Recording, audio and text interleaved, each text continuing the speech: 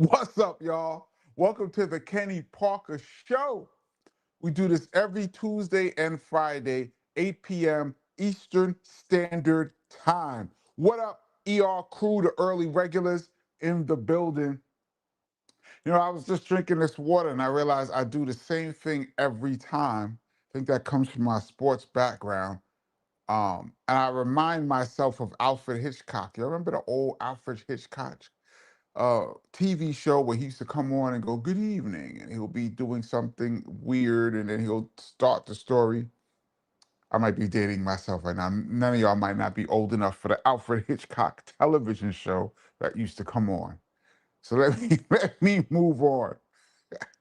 Spook Realm 4Q, you are number one as usual. And Rod Justice Hip Hop, you say I'm number one. You may have thought you were number one, but according to this program, you are unfortunately number two.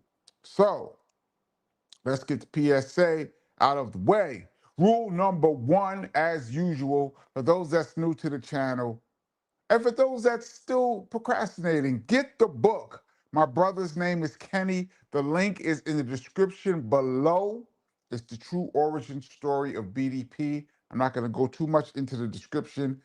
Check it out in the link in the description below. Get the book. A lot of the questions that you guys ask are in the book in great detail. Rule number two, if you get a chance, please hit the thumbs up, like button so it can help more like-minded people find the channel.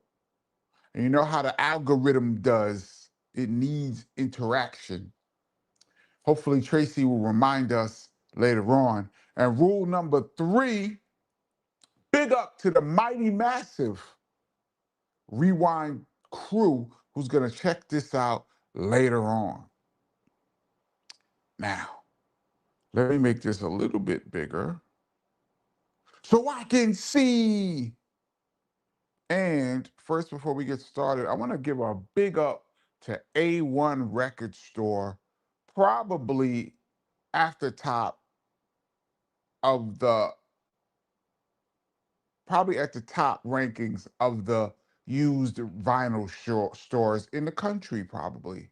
I was in there yesterday. Most of the guys, I usually wear my A1 Record Shop shirt. Actually, you can't see all of it, but that's part of it. Because I like the collar and it goes with this microphone. It holds it well. So I usually rock this during the show. But I was there yesterday. I want to big up my man. I want to make sure I get his name right. Fresh Rollman. Fresh Rollman um, was super cool. Kicked it with him in there. I'm not sponsored by A1 Records, but if you guys get a chance, if you're in New York City, drop by A1 Records if you're looking for vinyl.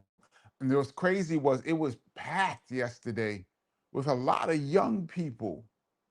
And I'm looking at them, I'm like, y'all, all these young people buying vinyl. I was very encouraged, but it was also perplexing. Um, they say vinyl sales have passed 1 billion last year. So it seems like vinyl is on the uptrend. I think it's trendy right now to have actual vinyl records, which is dope. But I was in A1 Records yesterday, and Fresh Rollman was super cool. And I've been going to A1 Records since they first opened 30 years ago. So anyway, big up. Okay. Let me move, get some shot. B-Ball Jones and what up? Abel Valdez, what up? Um,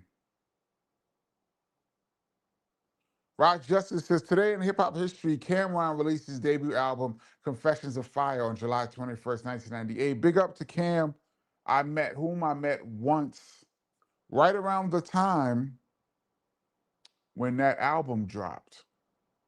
Right before his album dropped, when Horse and Carriage was his single, I met Cameron, and he was cool. So big up Cam. Rosmel, what up? Um, I saw something I wanted to comment on. Here's what I wanted to comment on. Gregory Nettis says, yo, Kenny, the Mount Rushmore of serial killers are John Wayne Gacy, Jeffrey Dahmer, Ted Bundy, Richard Ramirez, BTK killer, who was a church member, and Golden State killer, who was a cop. I saw that right before I came on. And I wanted to say, you guys, you know how I love talking about the serial killers, even though we haven't really gone in depth. This is not a serial killer channel, but we could go there. But real quick, my Mount Rushmore per se, not trying to glorify these monsters. Um, but first of all, I have to put what I would consider, I'm not gonna call him the GOAT because that's a compliment. I'm gonna call him the BOAT, the biggest of all time. The guy who was first, the guy who set the standard, the guy who has the most books written about him, the guy who's been out for the longest, household name, Jack the Ripper. I mean, he's so far ahead that I would almost not even put him in a category. He's beyond the ranking. But Jack the Ripper is the boat, biggest of all time. He would be definitely number one. I think number two would be Jeffrey Dahmer. His name, even though his count is not as big as some of the others, but how he did his victims, and he got caught in the modern era, which adds to it. I would say Jeffrey Dahmer is name recognition would put him at two. At three, I would put the Zodiac from Los Angeles, uh, who has never been caught, and another name who rings out very influential, even though his count wasn't as big. But I might put him at three, or really, no, I'm gonna put him at four because Ted Bundy had the numbers, the recognition, the extra stuff like escaping prison twice and defending himself in court. He was wild. He really could be number two, but I think Jeffrey Dahmer's name recognition is a little more over him. So I'm gonna put Bundy and Zodiac. BTK, Golden State, those are known names, Richard Ramirez, but I think you'd have to be really into that kind of stuff. That woman who they did the movie about, I forgot her name. She's up there, but I would not. I cannot leave out um, the Son of Sam as well. Was way up there um, as far as name recognition because he had a big city like New York terrified in the 70s. Um, those are, to me, I think will be the biggest. I was just watching this thing. There's a guy called, and it's very rare that a black person is a serial offender for some reason. First of all, serial offenders are rare, but then for that person to be black is very rare. Like the child, Atlanta child guy, who's way up there too, very rare. Um, but I was watching this thing, this guy called the what is he called? The Grim Sleeper.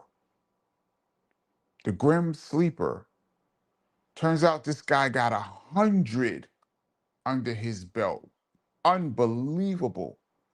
And how he came to my attention was, yo, you guys gotta see this. There's this woman, I can't remember her name now, black woman, kickboxing champion, probably the biggest kickboxing woman of all time, a black woman, and she escaped the Grim Sleeper. He had already did like 100, and he tried to get her, and she beat his ass in the back of a van and got away. He ran up on the wrong one, a kickbox champion, and she whipped his ass. And it messed her up for a lot of years, but you guys got to see her tell the story. If you're into this kind of stuff, it's wild, man. All right, let us move on. R.I.P. Guru, yeah, it's always R.I.P. Guru um every week on this channel. Supreme Divine, what up? Sue Graham says Samuel Little. He was big too. A black guy. What's up, Tracy? Um, let's see. Let's see. B-Boy says KP did happen to see all the people ESPN fired. It just came on my radar really today. They pulled Ryan Clark mid segment, kind of low class. Too bad it wasn't Stephen A. I heard that somebody got fired while they was on the air. I think television in general is struggling. I think this year was the first year that YouTube has overtaken television as the most watched medium. YouTube is bigger than TV now. And you add streaming to it, and TV is really struggling, as is radio, but TV is struggling. So there's going to be a lot of downsizing all over the place. Um, I think that's in the mix. Numbers and money is always in the mix. And for you guys that's watch this channel, I believe that a lot of these conspiracy theories basically comes down to math. And I think that this basic math why people get fired. But um, yeah, I'm not a fan of Stephen A. Maybe one day, maybe later on, I'll tell you how I started not liking him. It was a long time ago, like 20 something years ago, maybe. I've not liked him ever since. But I mean, he pulls in the numbers. He has numbers. You can't front on his numbers. So whatever kind, I mean, we as Americans like shock jocks, and we like loud mouths who say anything. Those are the guys that do big podcast numbers. Those are the ones that become stars on reality TV. Those are the ones that become stars on talk radio. So that's what it is. Um, let's see, Sydney Rose. Let me see if I can move. Um, I say this every week. I'm gonna stop saying that I'm far behind. Did you see the Avengers Doomsday trailer? Yeah, it looks crazy. But first, I got to get past Spider-Man, though. This Spider-Man looks crazy. I think it's coming up in 2 weeks, the 31st or something. Oh, man, I cannot wait. Kenneth Smith, what up? MK Ultra, what up? Oh, wow, true stories. True stories in oil. I got to Desert Storm in 1990. Wow, with only 3 CDs. By many means necessary, I mean by all means necessary is one of them. Thank you and Chris for helping me make it through that year of my life. Well, thank you for your service in the armed forces. So really, the thanks doesn't go to us. The thanks goes to you. Um, and I'm glad that BDP uh, was one of the CDs that helped you get through. Are incredible. I can't even imagine what you went through over there. But if one of the songs was the Kenny Parker Show, and it helped you get through, that's dope. And welcome to the Kenny Parker Show. Now in 2026 is on YouTube. Um, Silk Child, what up? What up, supporter brother? Yes, you as you always do. Much appreciated to you. Reggie 2023, currently on the Pennsylvania Turnpike west towards Harrisburg. Be safe in that rain, man. DJ Q Storm, salute. Uh,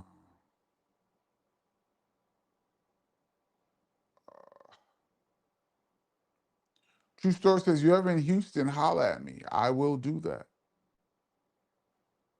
David Austin, Kenny, what's the difference between a DJ and a producer? Well, it's simply a producer makes music and a DJ plays music that the producer makes.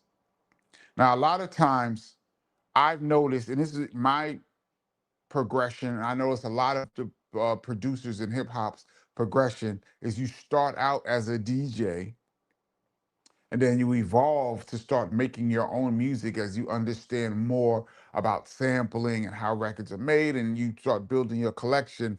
You usually move into producer. So it usually goes DJ into producer, but it doesn't have to be that. But a producer makes the music, a DJ plays the music. VHS Hip Hop, what up? The Real Chef Daddy, what up? Sammy Gervais, what up? Henry Cedillo, what up? Patrick Sargent, what up? Oh, a lot of the regulars are here today. MMA Crossfire, what up? Rod Justice says, yes, I can remember Alfred Hitchcock. Alfred Hitchcock, the television show, though. People says, I loved Alfred Hitchcock and the Twilight Zone. Yeah, Twilight Zone was ahead of its time. And Rod Sterling was a big advocate for civil rights.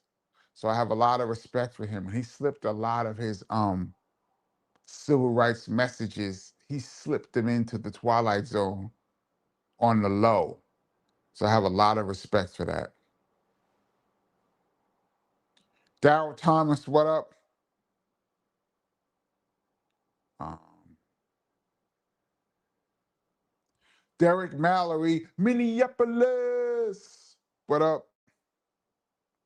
Patrick Sargent. Ken, you know how many rappers did Tap Money DJ for? No, I do not. Rich KP, do you ever think about when you're out of here? No, I'm not trying to be out at any time soon. That's a wild record, though. Um, MK Ultra says, when is the serial killer show? We need to do a whole show about that. Just like one day, pick a day. You're right, just talk about it. I'm not an expert or anything, but I have a lot of opinions, and I look at a lot of stuff about that. Um, Platform, what up? Says, hey KP, my favorite time of the week. Respect to you. What's your thoughts on Ice-T, whom is 68 years old, is dropping a new album called Criminal Migraine? It is the first hip hop 68-year-old with an album. Is he? I know Melly Mel and Flash and them are probably older than him. Do they have albums? What are my thoughts? Rock on, Ice-T. First of all, Ice-T is a super friend of BDP since day one, since South Bronx was out. And he's always been nice to me.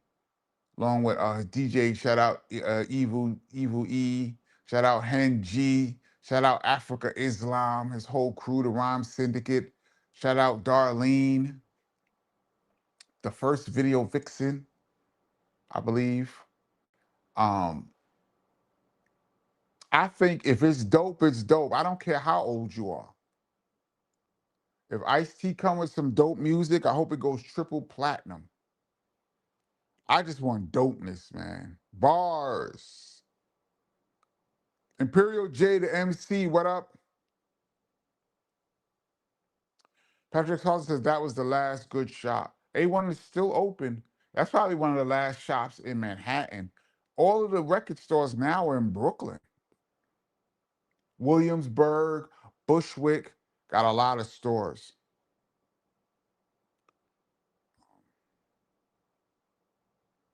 Philly Sheed, what up? Danielle LaDon Freeman, what up?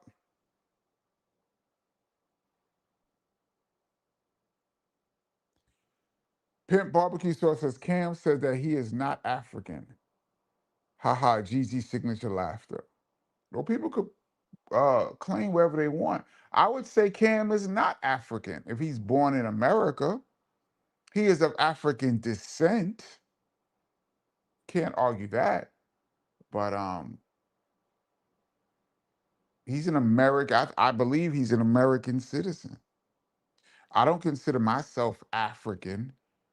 First of all, I consider myself a human being and a member of the planet Earth. I'm a citizen of Earth. But I'm also an American citizen and a New York born and raised. Digital Detroit Digital Dope. What up? Rakim, salute.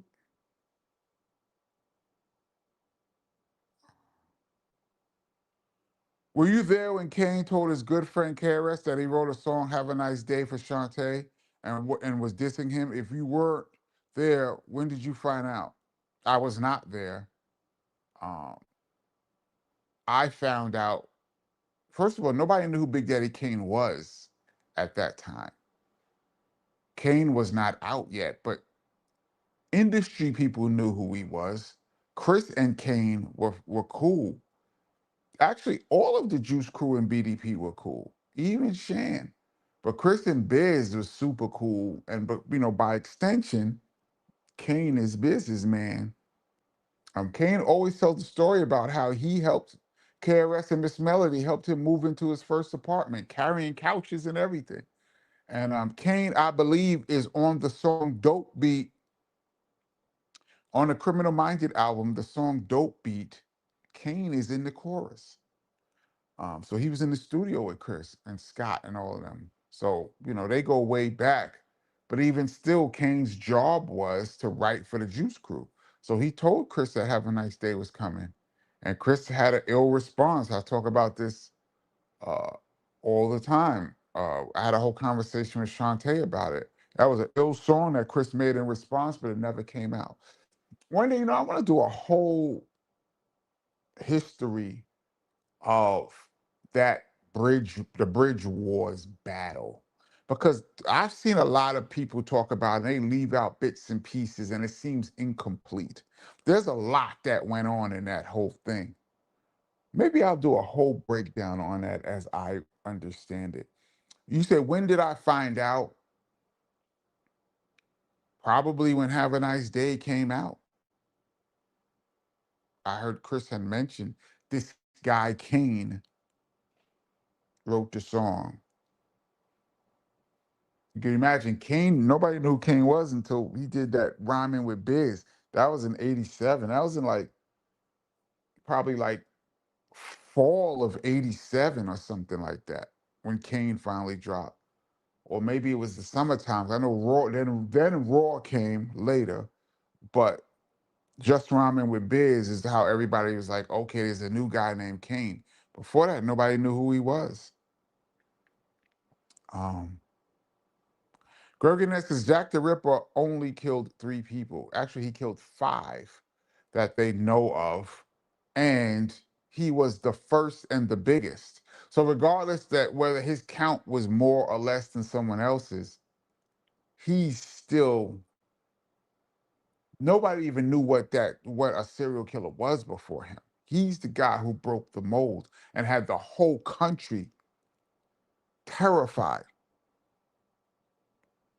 Jack the Ripper has more books written about him than probably every other serial offender put together. It's been over 150 years probably since this happened, and people are still talking about him. There's movies about him, the whole thing. He's the one, man.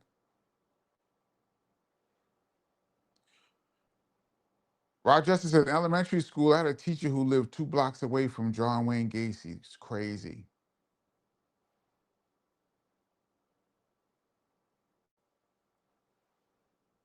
John Gacy was the worst because he did kill um, youngsters.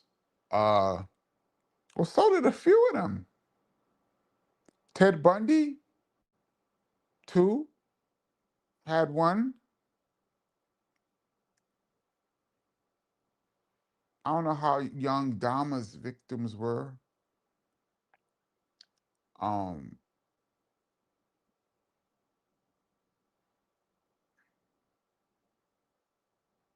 I gotta watch how I talk on the channel. This I might get banned for this, but um, no, some others were there.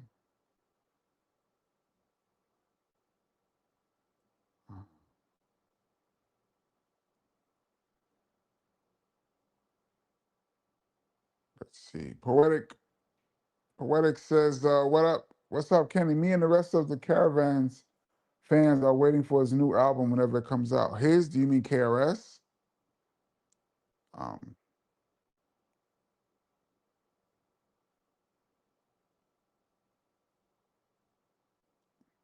Rich Shot says Heaven Gates members rocking all night. I look at cult leaders as a little bit different. They're not really. I don't put them in the random because serial offender has to be. It's a certain definition, and you have to have three or more events, three or more at different times, and it has to be without a particular reason. Um, and then they'll notice a pattern. I think it has to be a pattern, but not a particular reason. There's like a specific definition of a serial offender, which is different than a cult leader, like one of them Jim Jones who drink the Kool-Aid stuff. I think it's like people built from the same cloth but different. How many people Sam Berkowitz? I think he was like six. Berkowitz and Zodiac don't have a lot, um, but they have a lot of notoriety. I think Berkowitz have like five or six, and then he injured like a few. Same with Zodiac has like five or six, and then injured a few. And I forgot to mention the Unabomber, who could be. He's when you say see just certain people when you say their name, you already know what it is. Like Dama, um, the Unabomber is way up there too. Um,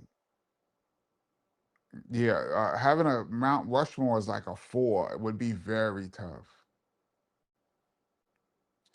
Kenny, who was your favorite between Freddie and Jason? Which one was more fearful?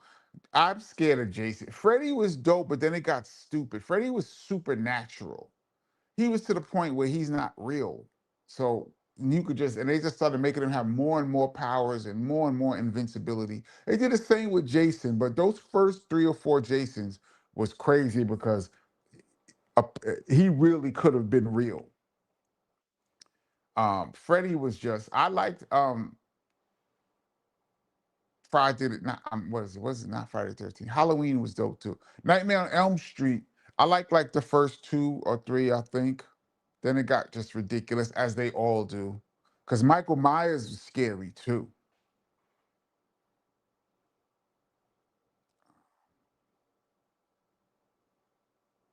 Gregory Ness said, Son of Sam only. Let's not put the word only in there. Just because it's all horrible. And it's more than three, I believe. But I'm also talking notoriety. See, you gotta understand there's some people that did way more. Gacy got like 30, 50 or 30 something. I know Bundy confessed to 33, but they believe there's a lot more.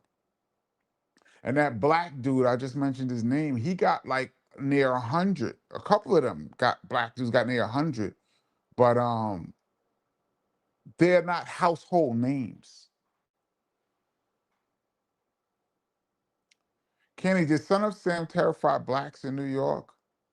I was really young, so I don't know what the adults were thinking, but I just remember it being on the news all the time. Um, I remember when they caught him, the whole thing. Uh, he was the first serial offender in my memory. Everybody was scared.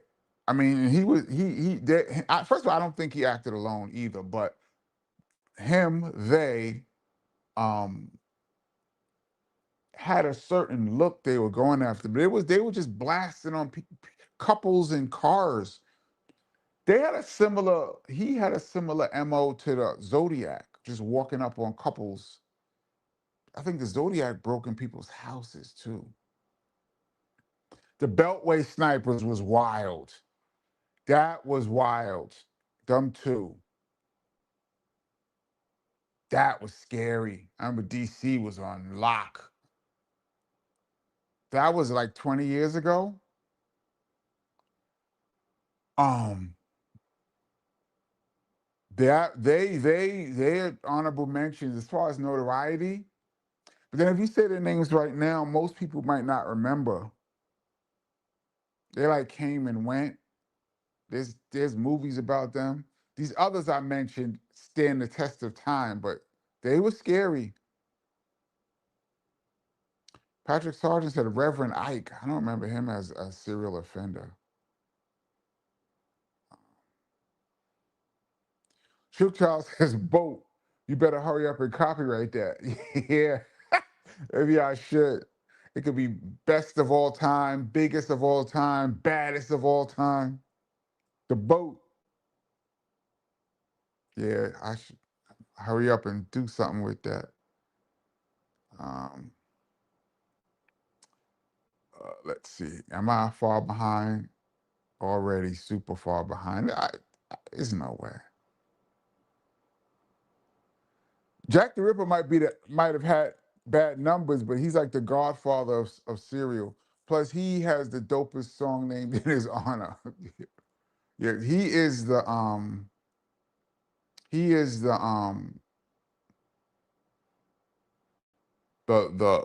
godfather.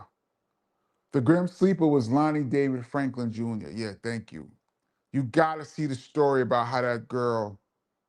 um how that girl got away from him. It's crazy how she tells the story. Ted Kaczynski went a long time without getting caught. Yeah, he did because he went off the grid. Um, he's an ADX Supermax. I heard in ADX Supermax in Colorado, which is the toughest, most secure federal prison in the country for the most high profile and dangerous criminals that can't even be held in a regular federal facility go to ADX Supermax. And I just heard the other day that in ADX Supermax, there's another wing in ADX that's even more secure than that. And that's where the Unabomber is. That's where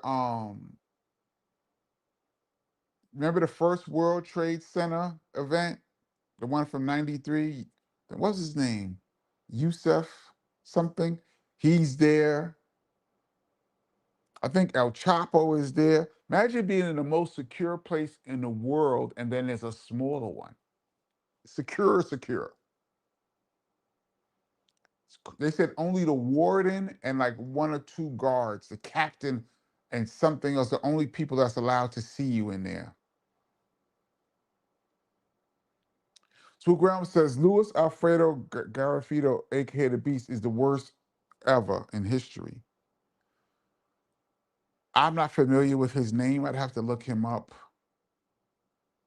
Um,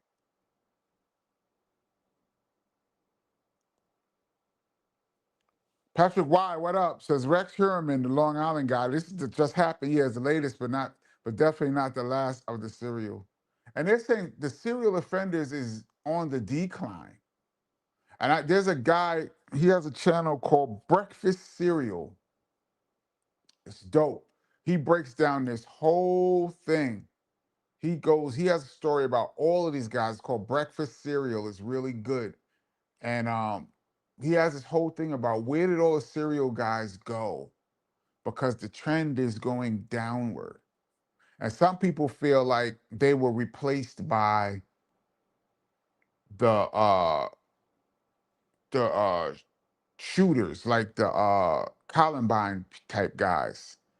Um, but I don't know if that's the same mind frame. The Columbine type guy, they have a different mind frame of what they're trying to do. They're trying to do something one time a lot and then be out and end themselves and be out. That's different than these guys. These guys don't want to get caught and they can't stop. Super far behind. When y'all see me look over there, I have a clock over there. That's why I can see. Uh, Jay Creek, any thoughts or stories on Schoolie D? No Stories. I met him once. Thoughts, one of the most influential records of all time. For those that's new to this channel, I have certain albums and songs. There's probably like 15 of them or so, maybe a little bit more, that I consider game changers. Hip hop was going in one direction, and this song or album came out, usually a song, and either changed the direction of hip hop or started a whole new branch. Game changers. And I hold these songs to the and these artists to the highest, highest, highest regards. And we have argued on this channel who what would be considered a game changer. Um, and we've argued, but Schoolie D PSK is one of those songs that just about every West Coast artist cites as the reason that they went into the gangster rap. I think that's the gangster rap game changing song. Um, so I hold that song. And he had some other dope records too. Gucci Time, Saturday Night. Um, it was Saturday night. I was feeling kind of spoiled. Went to the store, got me a shirt. I think Ice T's whole early style was based on Schoolie D. Speaking of Ice T, I hold PSK in the highest regard. And I only met him once though. In Philly. We had a show in Philly and he was there. Um, I'm gonna do a quick scroll down because oh,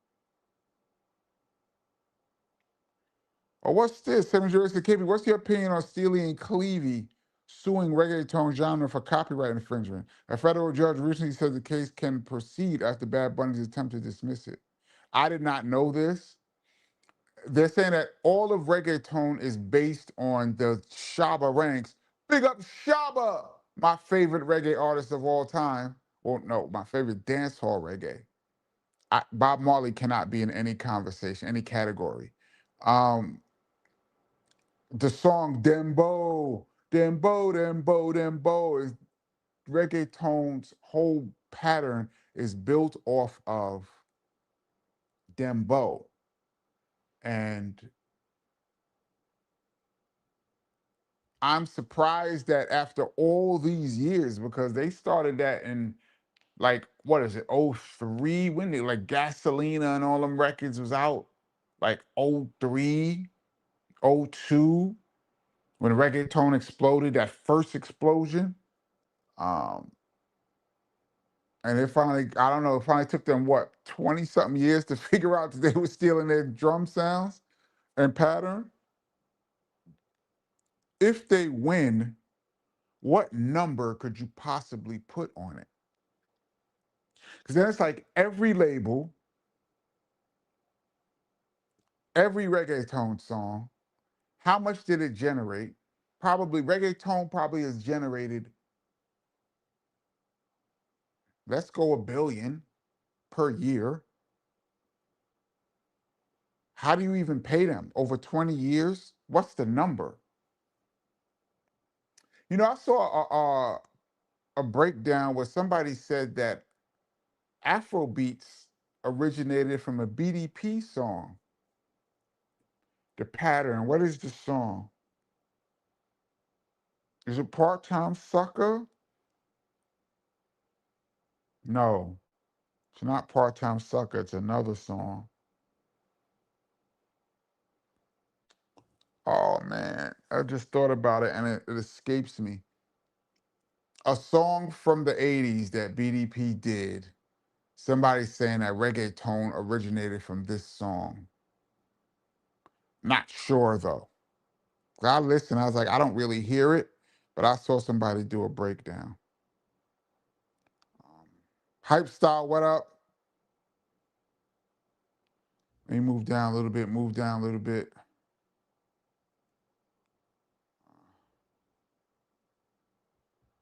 Rod Justice says, I think that MCs start out playing music too. Every producer or MC I know started playing records. Well, I'm not sure about the MC part.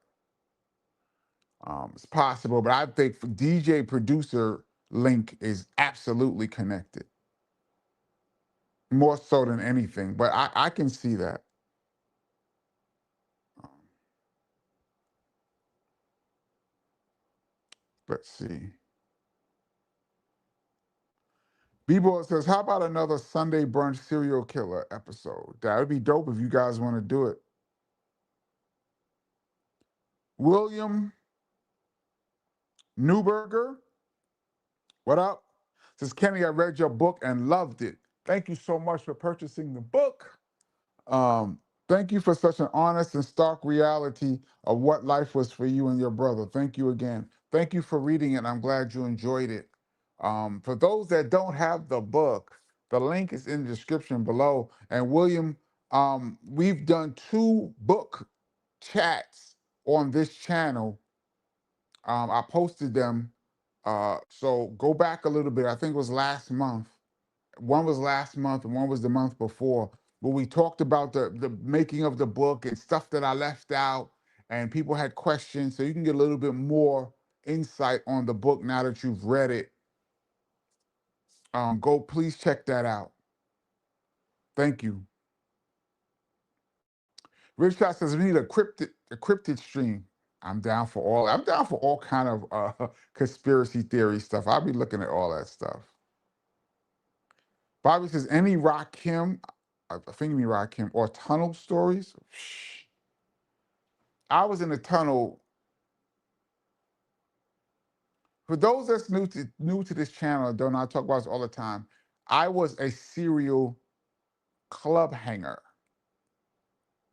For those that have the book, know that my first experience in a club was the legendary, which I consider the greatest club of all time, the Latin Quarter in New York.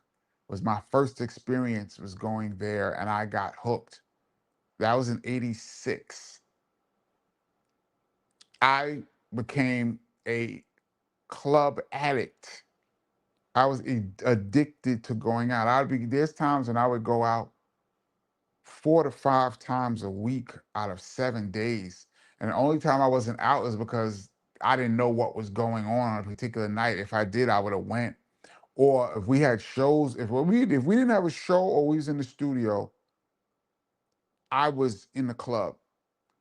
I was going to the tunnel before it was the tunnel. The tunnel is a party that was thrown by a woman named Jessica Rosenblum.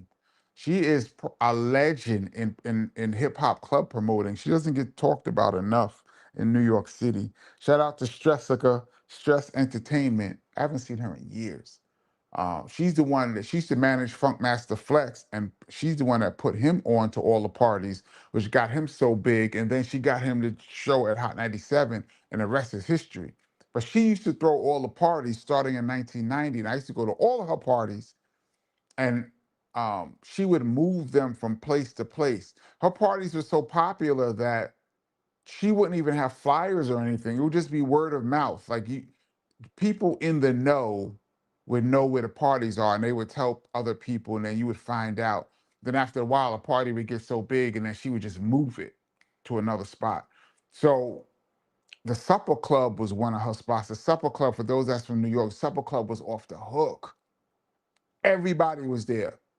And then she moved it to the Grand, and then they finally in '93 moved it to the Tunnel. And the reason why I give that history, and the Tunnel was probably to me the second biggest club, second dopest club of all time. And it went for like almost 10 years. I was there literally every week. So I would say, not every, if there's 52 weeks in a year, I was there at least 30 weeks out of 52. And only because we had shows and things that I wasn't there. And this is for years until I finally stopped going. I have an epic fail on this channel called Tunnel Epic Fails. Please watch it. You'll see why I stopped hanging out altogether, but it took over a decade. So do I have tunnel stories? Tons. I mean, once again, I could do a whole episode just on me going to the tunnel. The tunnel used to be dope when it first started in '93. All the artists were there. I remember you walk in the tunnel, Flex is DJing. Over here would be the Lost Boys. Freaky Ty used to be there all the time. And then over here would be all of boot camp. You see Smith and Wesson and Buckshot and all of them be there. Biggie would be over there.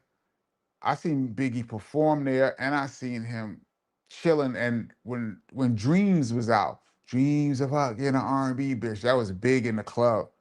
I remember Flex used to throw that on as I sit back, relax, pump a blunt, and the whole crowd used to go, oh, and Biggie would be there like this at the bar when his record came on. I've seen that.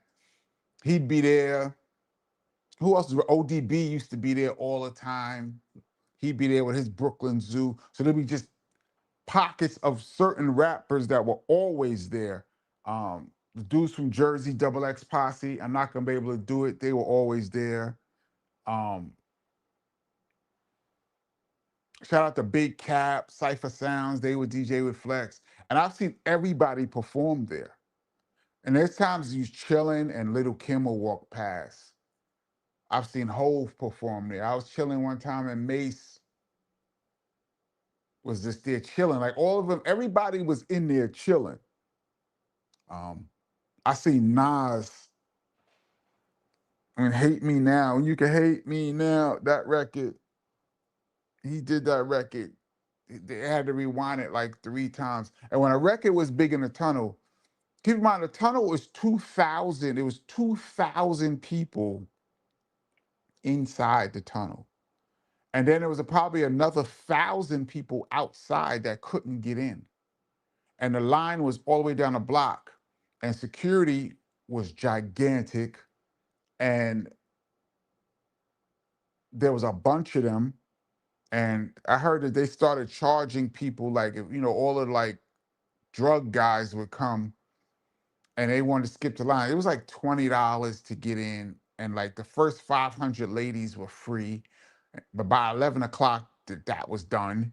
And then it was like $20 to get in. But if you wanted to skip the line and all that, it was like one something.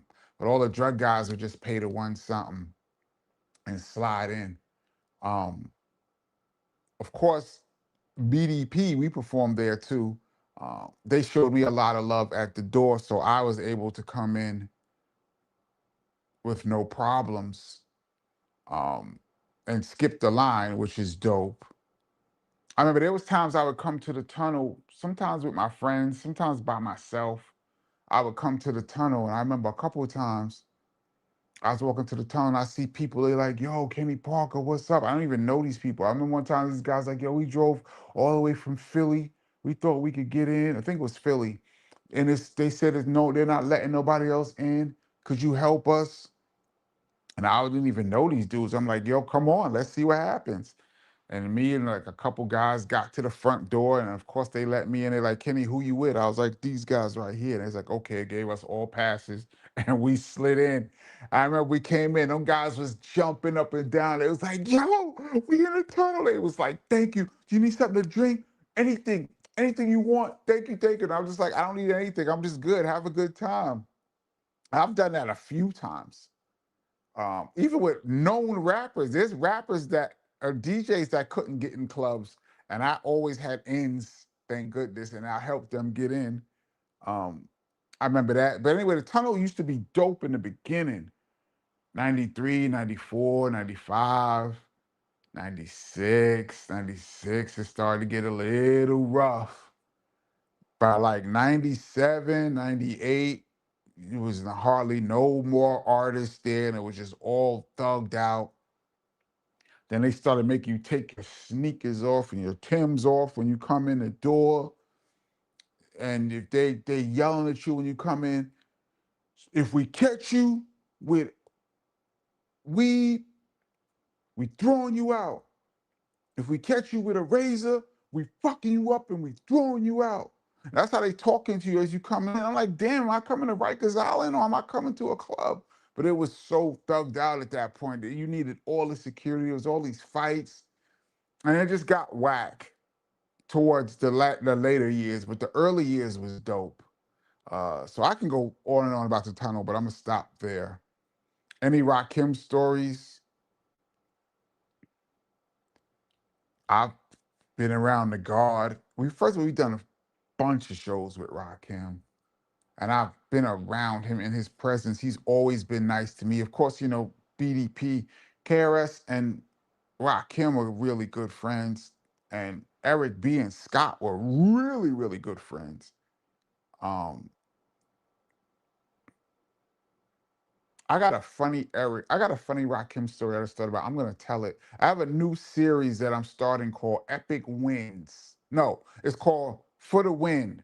I have the epic fails, and everybody's like, "Do you have any wins?" So I'm doing For the Win, and I'm gonna tell a Rakim story that I thought was dope of being around him. But the times that I've been around Rakim, his aura. You want to talk about aura? He's so smooth, and like whatever you see in the videos, he's exactly that in real life. Like a lot of artists put on personas, they're super hard, or they're super rich, or they're super ladies man, or they're super this and that. But when you be around them in real life, you find out like they're just regular dudes, and they turn into their character when it's time to turn into the character. But the God,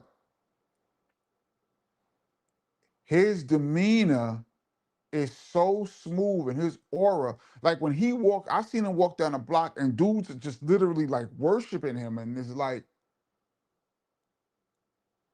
I see him, he's like, "Yo, sup, tell your brother still sup." You know what I mean? Like that's my Rakim impersonation.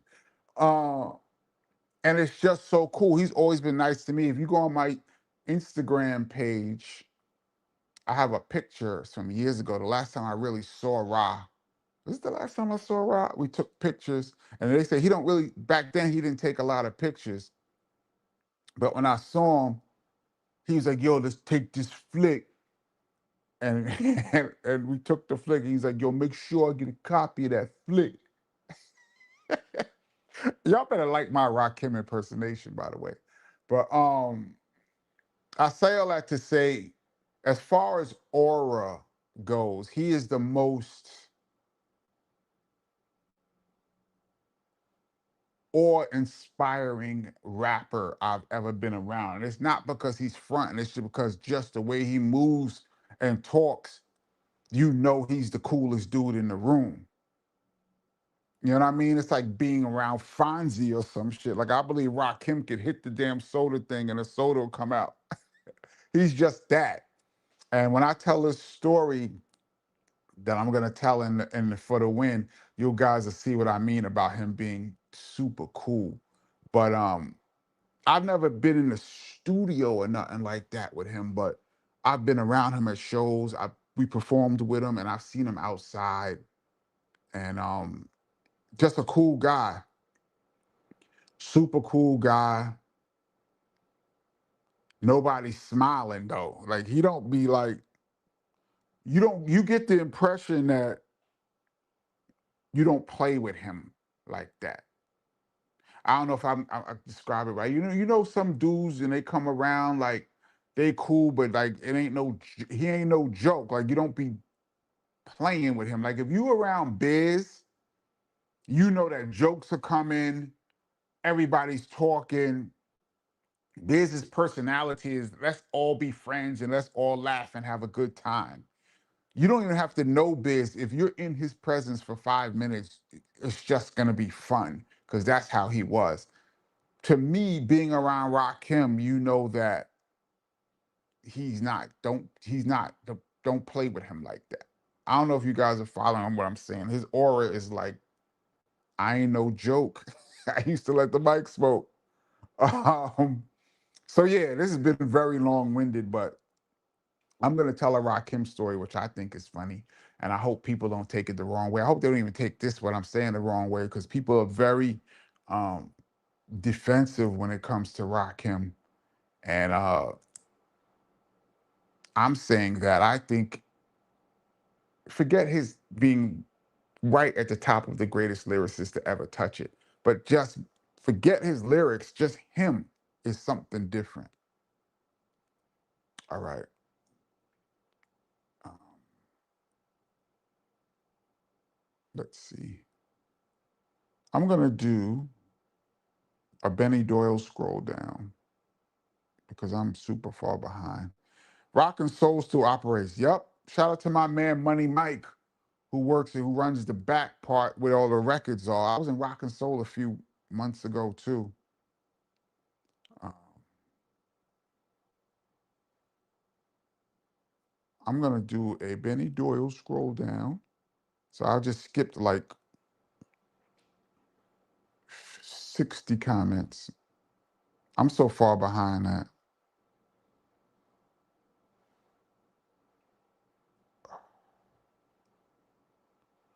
Yo, Kenny, did you see that WNBA coach who got suspended for calling Angel Reese a protected species by Toronto? Sandy Brondello, 1 game suspended. I did see that.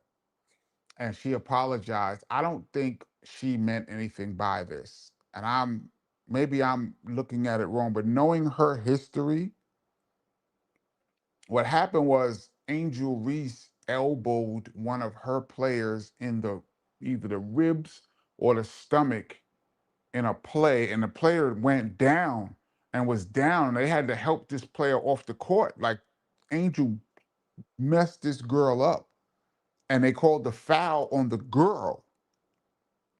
And the coach of Toronto, Sandy Brondello, you could see her calling Angel Reese. She was yelling that it's not fair. And you could see her calling Angel Reese this protected species like that. And so everybody took it as being racial. But Sandy Brondello, she's from Australia. She was saying that where she's from, that's not a racial statement. She meant more like they're protecting Angel Reese because she's so popular, like she's a protected species. But in America, you can't be calling, especially a black person, any kind of name like species. So she apologized and she accepted the 1 game suspension. Um, and she should have got suspended, whether you know or not. You did say something offensive, but I didn't think that she meant anything racial by it. I meant she was trying to diss Angel Reese and the refs. I did see that. Gergenes says Charles Manson was definitely the most racist serial offender. Yes, that we know of. But I don't think I don't put him in the serial category. He's more like a cult leader. Keep in mind, he never did anything. He never actually hurt anybody. He sent his minions out to do his bidding. He's a cult leader, which to me is a little bit different. Uh,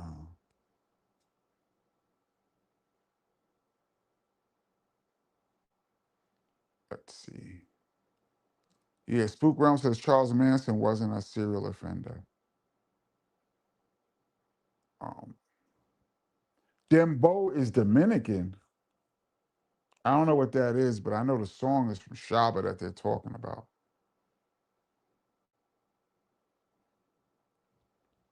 Greatness says Kennedy, the Jamaican girl, so she can sound like that Dr. Dre song, Let Me Ride in the Beginning. Funny thing, that's late. I think her name is Lady Levi. I'm very cool with Lady Levi. She was down with BDP. My first time going out to Cali, when I first became the DJ for BDP. No, that's a lie. I wasn't even the DJ for BDP yet. Let me think. The first time I went to Cali, I was not yet the DJ for BDP, but I was part of the group. And this girl, Lady Levi, was with us for like 3 or 4 days. She knew Chris. I think they might have been going to do some work together or whatever. And it was her and her sister was there a lot. And Sister D, shout out to Sister D Barnes. She was around too. I got to meet all of them around that time. And then, nothing ever happened with KRS and Lady Levi. And then next thing you know, she's on the Chronic. So she hooked up with Dre. But yes, she'd be great to do like a shout out. Um,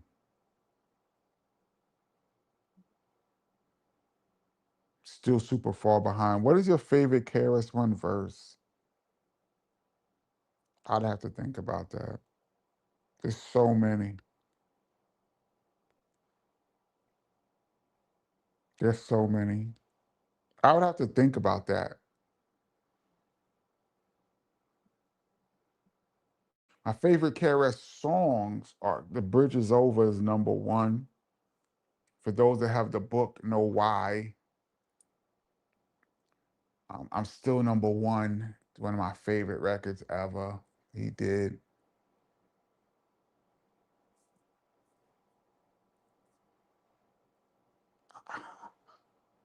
I'd have to think about that.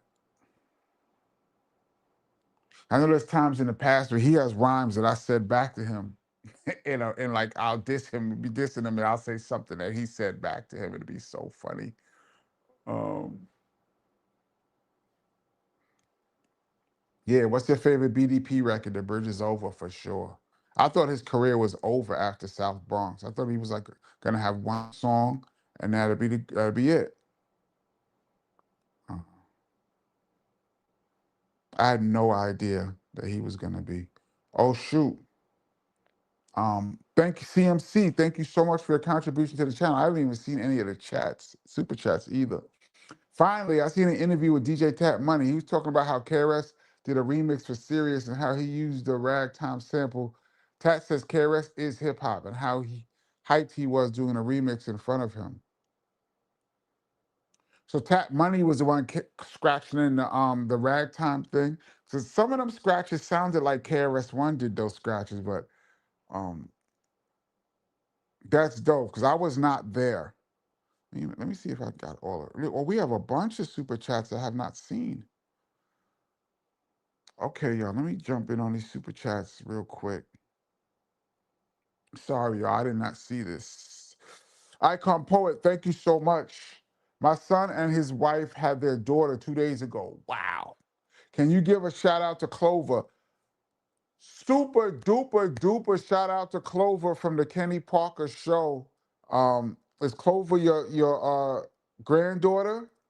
Welcome to the world, and welcome to the Kenny Parker Show. And congratulations to you and to your son and his wife for bringing life into the world. That is dope. Once again, big up Clover. Wow, that's dope. Storyteller, thank you so much for your contribution to the channel. Really appreciate your show from Houston. Thank you so much, Storyteller. Thank you, thank you, thank you for your contribution. I didn't even see the chats because I'm so out of it right now. Let me see. I'm still far behind, but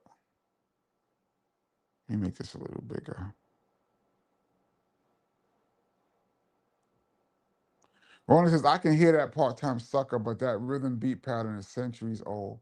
It's either part-time sucker or something else. It might not be part-time sucker. It could be something else. I'd have to look back on that, but I saw a whole breakdown. Bobby, I think you're new to the channel, Bobby W. What's your craziest performance story? Craziest performance story is the PM Dawn incident. I did a whole breakdown on this channel about 3 years ago, more than that, about 3.5 years ago. Please go back and check that out. It's called KRS-One versus PM Dawn. That is the craziest thing I've ever seen in my life. Give Me That War might be the BDP song that influenced Afrobeat. Could be. I can't remember the song. It was around that era, though.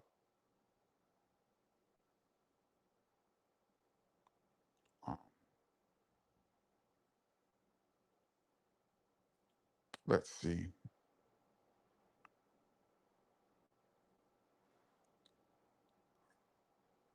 Still super far behind.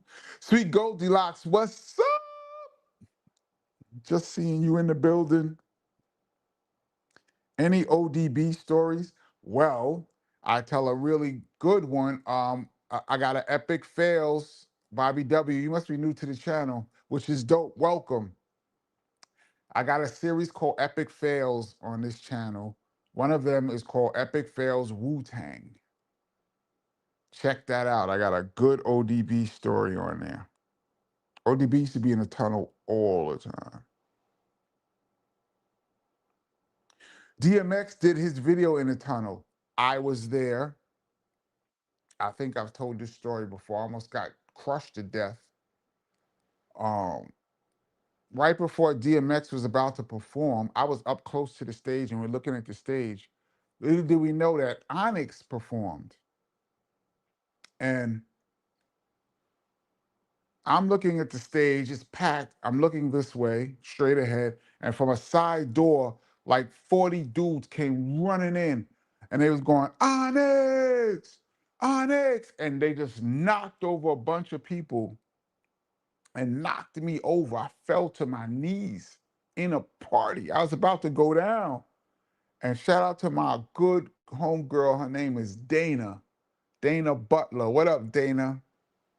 She was standing right next to me and she literally pulled me up off the ground before the rest of these dudes came stomping through with their Timbs.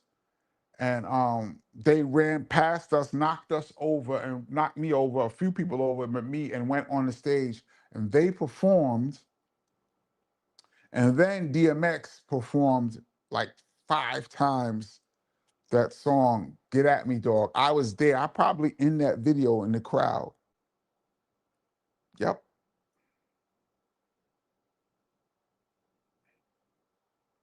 JD said Biggie's Dream song almost destroyed Escape's career. I did not know that. I saw one of the Escape girls say that Biggie apologized to them years later for calling them, saying what he said about them.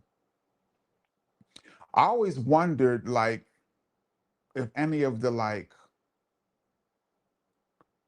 legendary R&B artists heard what he said, like Shaka, and the line that everybody sings, slap Tina Turner, give her flashbacks to Ike.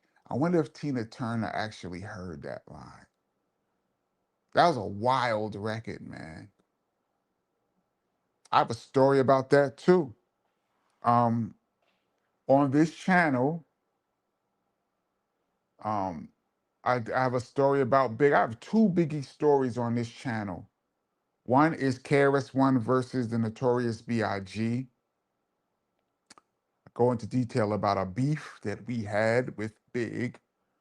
And the other one is called, I just came out before. It's like my 3rd video on this channel. I talk about a conversation that me and Biggie had about this Dreams remix. So if you guys haven't seen it, please go back. Some of my early videos, a lot of people have not seen. Please go back and check that out. But yeah, Big was my man. Those that don't know. Uh, Patrick White, KP, you ever met and chopped it up with Ed Lover? Dude has stories for days and extra days. That's my dude. That's my brother from another mother. Shout out Ed Lover. I did his podcast 2 years ago, promoting my book. And I talked to Ed Lover. Did I ever meet Ed Lover? That's my dude. Uh, he's from Queens, and I remember we did MTV Raps. There's BDP on MTV Raps, and we did like a few songs. I think that's when the single we in there was out, Sex and Violence. So that had to be '92. And we did a few songs, and Ed Lover was, doing his Ed Lover dance, whatever. When we did The Bridge Is Over, he stepped off and went backstage until the song ended and came back. He was like, I can't be on camera when y'all dissing Queens. Shout out to Ed Lover. That is my guy.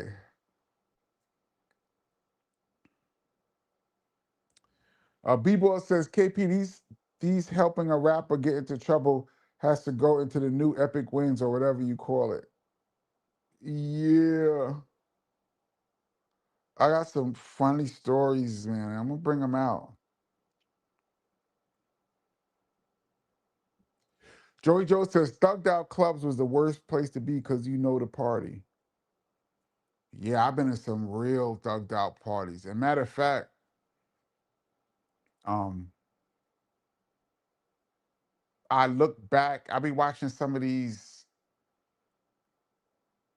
what you call hood stories and like the old drug dealer stories that come on like Alpo and Rich Porter, all of those like documentaries and things that come on YouTube. And all of these guys, these gangster dudes were all in the parties that I was at, all of them. And a lot of stuff happened in and outside the party. And every time I see like them talking about this happened at the tunnel, this happened in Latin quarters, this happened over here and over there, even some smaller spots. And I used to be like, I'd be thinking to myself, damn, I was right there in the party with all of these dudes. And I'm kind of embarrassed. Like, I can't believe I was in there. I mean, I was a lot of times I was in there deep too with my friends, but a lot of times I was by myself too.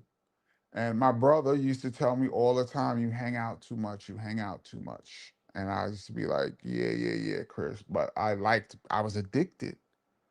Um, looking back on it, I was bugging. I was bugging. Sundays at the tunnel was ridiculous. Yep, it was Sunday night. Ridiculous.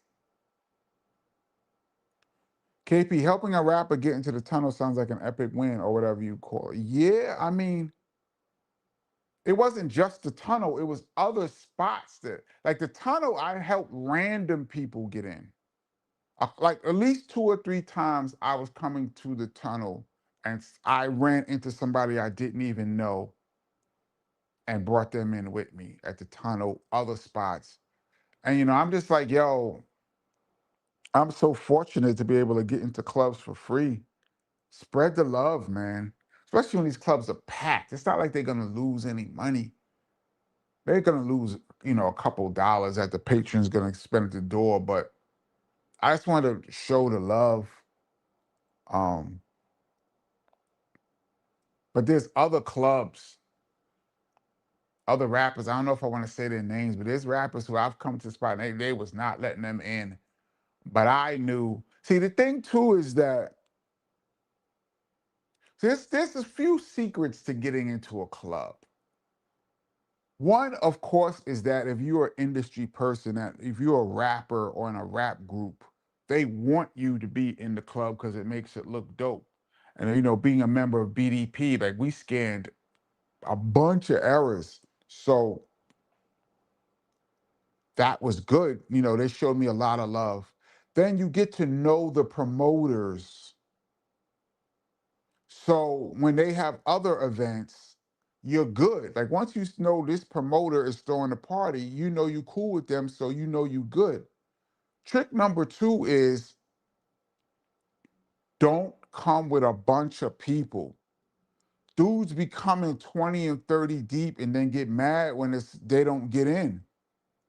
I come 2 or 3 deep most of the time, or by myself. Every once in a while, I would be like 6, 7, 8 deep. I was just laughing with my man Jetta. I talk about him all the time on this channel. We went to Salt and Pepper had a Salt from Salt and Pepper had a what you call this thing? Pool hall. Pool party. I think the party was called Sharky's.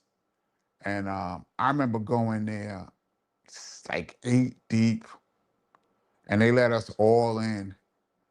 And my man Jetta, he was laughing, and he's like, they weren't supposed to let all of us in. He said, KP, I love you, but it ain't 8.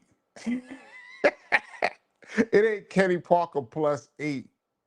I was like, yo, she let us in. Thank you. I didn't even know Salt, but they let us in. I remember coming in that party. Big was there. Once again, these parties in New York, everybody be there. Like I've seen Big so many times at the party before he went to that superstar level. He used to just be in the club, chilling with his boys.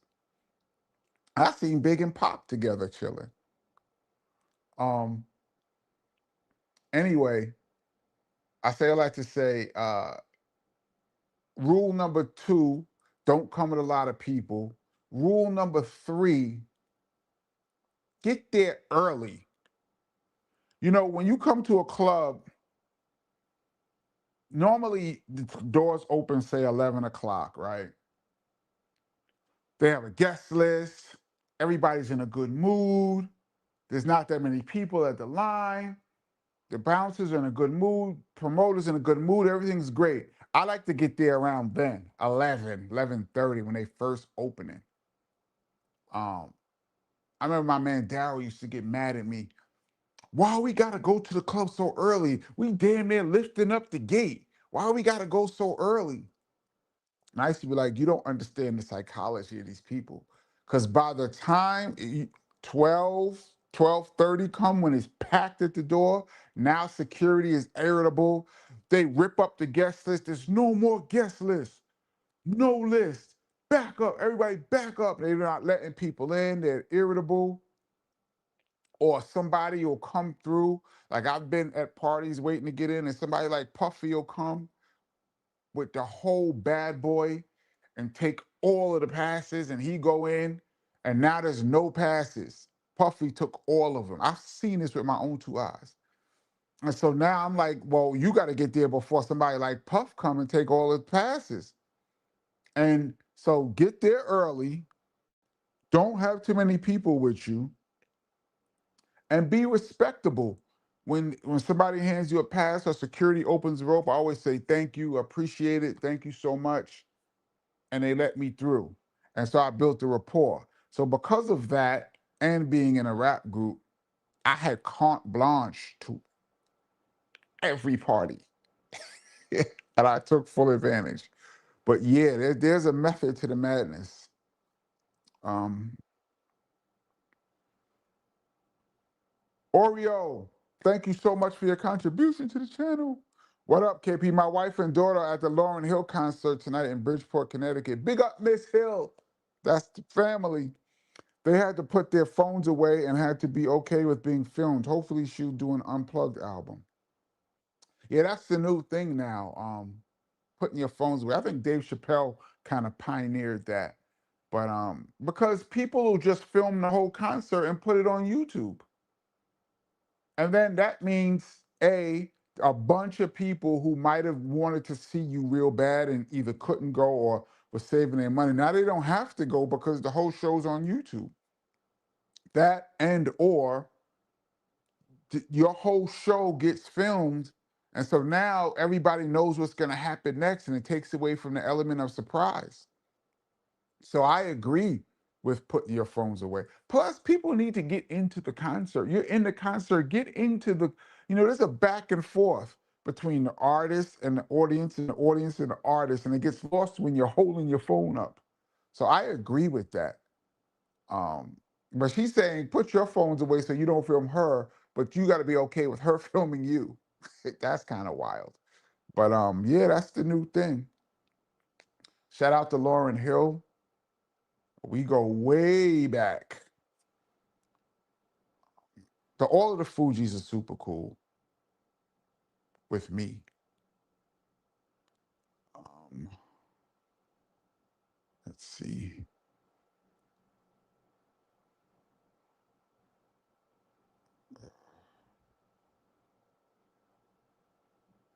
Van Doyle said someone at the very end of Friday's episode, might have been Jay Wall, mentioned Ordeal Church and serial offenders. I looked into it. Wish I didn't. That was insanity. I gotta look into that. I don't know what that is. Um,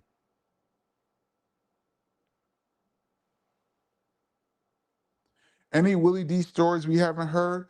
Actually, you need to go back to the I did a whole thing about Willie D just last show. What was this today? Tuesday.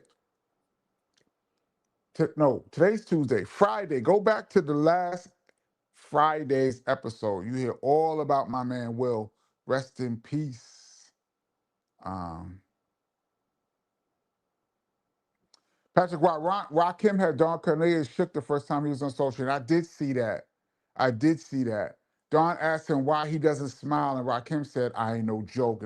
And the audience dilated, and Don Cornelius pulled the mic away from him. He said, "What's up with you? Why you don't smile?" And Rock said, "Cause I ain't no joke." And Don Cornelius pulled the mic back from him. Rest in peace, Don Cornelius. I did see that. Uh,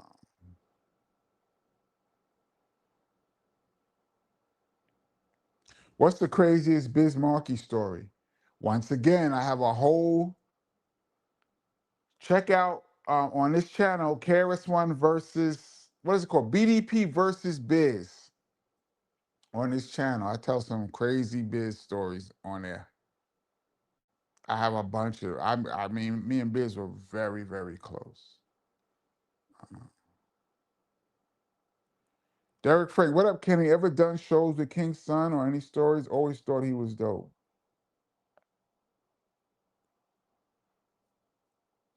We never did shows with King's Son in my time. Him and Chris go back to the Latin Quarter days when King's Son had the song "Hey Love."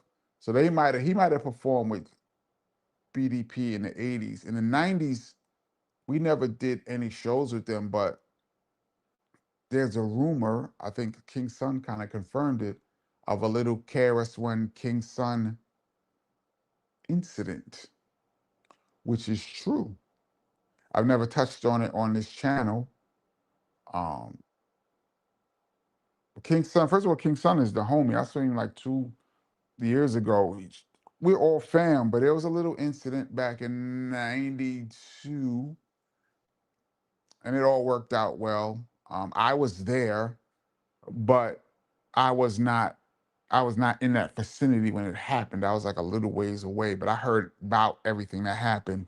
I'm not gonna go into it too deep, but there was an incident with King's Son. I'm not gonna drag it up, but he mentioned something like that. So um, if King's Son elaborates, then I'll elaborate. Frog Midas, what up?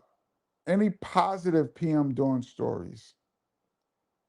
Everything I know about PM Dawn, I said in this channel, KRS-One versus PM Dawn 3 years ago. Go back and check that out. Everything I know about PM Dawn, I said.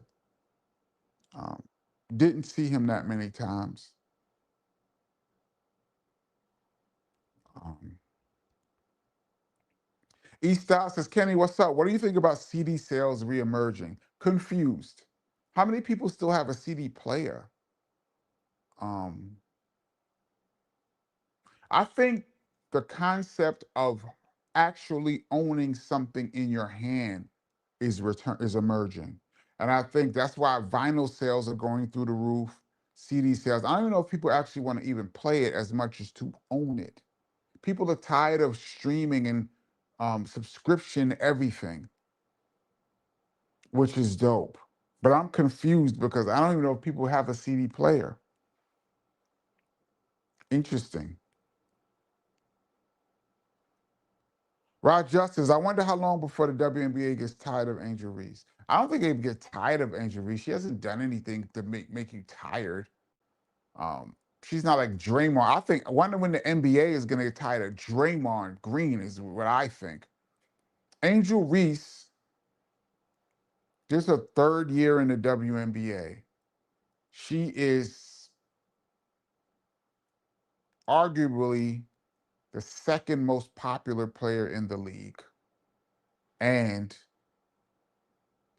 I can safely say I've been watching women's basketball since the 80s.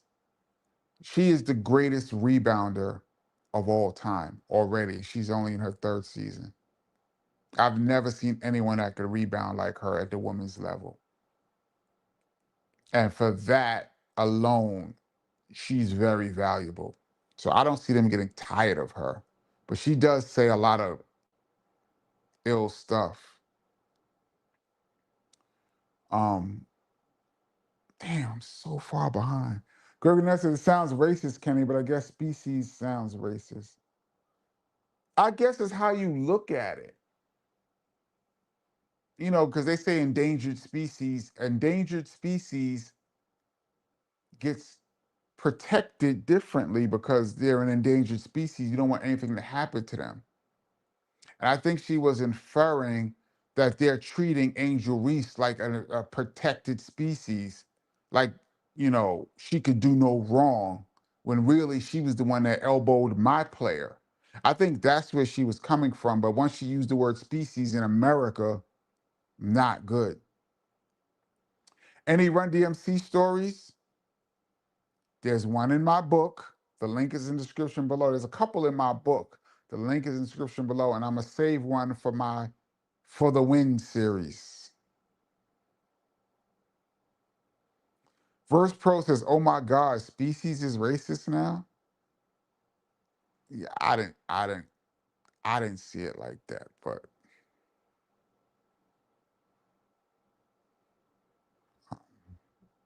any Heather B stories? Heather was here on this channel once again. Go back. What was it? 2 years ago, Heather was a guest on the channel. A ton of stories. Heather was actually here at the crib, and we did a live. So if you go back and check that out, um, um, you will see some stories. You need to release BDP merch. Actually, you see this logo up here, Kenny Parker Show. T-shirts are on the way. Um, when I get a chance to approve them, if I see how it looks, I'm gonna put them up for those that want to pick up a shirt. Think that's gonna be dope. I can't really sell BDP merch because I don't own that. Um, Karis One, I think it's, what is it called? BDP One. I think it's BDP1.com sells all of the BDP merch. Karis One is selling the merch. I can't. I don't have the right to sell the merch, but I can sell the Kenny Parker Show stuff, and it's on the way. Um, I'm doing another scroll down because I just can't keep up with you guys.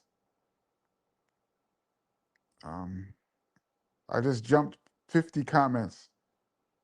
Okay, now I'm at the bottom. If you left a comment in the past 20 minutes, please leave the comment again.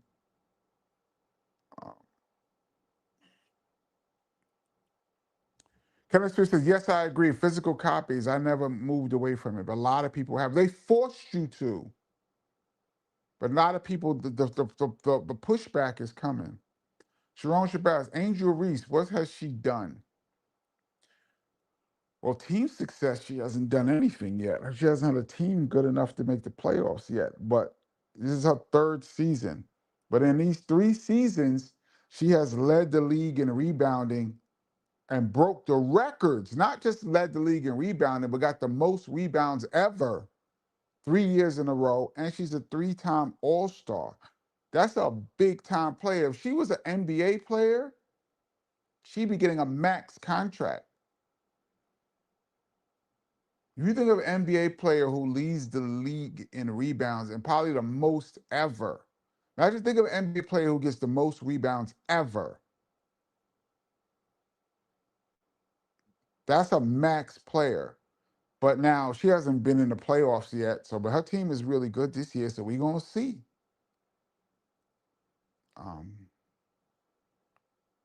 Any Super Cat or Louis Rankin stories? No, never met either one of them. Even though Super Cat is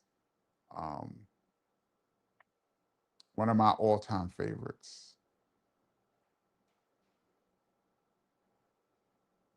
Angel would have broken Sky's rebounding record had she stayed, and that's held by Sylvia Fowles. Shout out to Big Sil.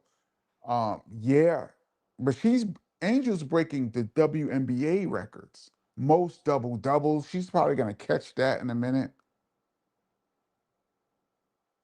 Yeah, Tracy says, hit the thumbs up. Thank you, Tracy.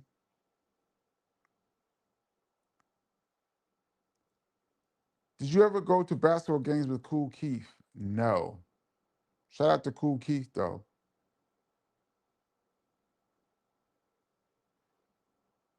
Joyce says, wait until WNBA finally gets those two new teams they've been talking about. We're going to see some new interesting players with attitude. Yeah, it's going to be more jobs, but it's like more European players are coming, though. People you never heard of that are good, but they're European. It's more Europeans.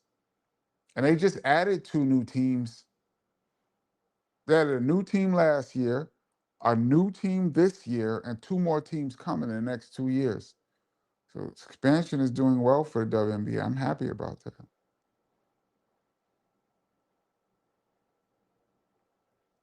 Hey, Boogie, salute KP. I agree with your opinion of Angel. My favorite WNBA player right now is Paige Buckets. Hey, Boogie, don't even let me bring up Paige. I be trying not to bring up my girl Paige. She's my favorite right now. Well, my favorite is still Skylar Diggins. She's like OG favorite. But right now, I think Paige is the best guard in the league. And I think she's the most talented basketball player that I've seen since Diana Taurasi. And I think Paige Becker's buckets, when it's all said and done, could be the most talented basketball player we've ever seen in the women's game. I'm making, and she's only in her second season. I'm making this claim now. And she's already an MVP candidate right now. I think she's somewhere around second or third. Um, the only thing that could hold Paige Buckets back is her mindset. She is so unselfish that she wants to get everybody involved, which is great. But she has to learn that she is the number one option. If she was as aggressive as Caitlin Clark is, she would be unbelievable. She's unbelievable now, but if she was as aggressive, Caitlin Clark is one of the most aggressive players ever. And that's why people like her, because she's nonstop forcing the issue. If Paige had that mentality, it would be over.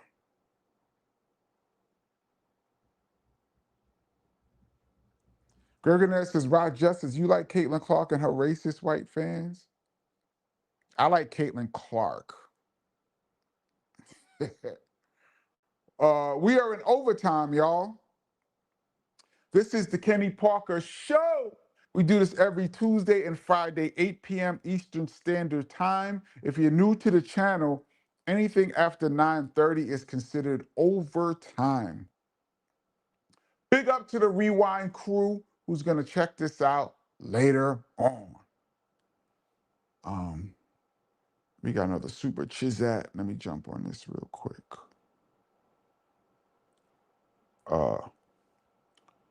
Silk Child, what up? Oh, thank you so much. As usual.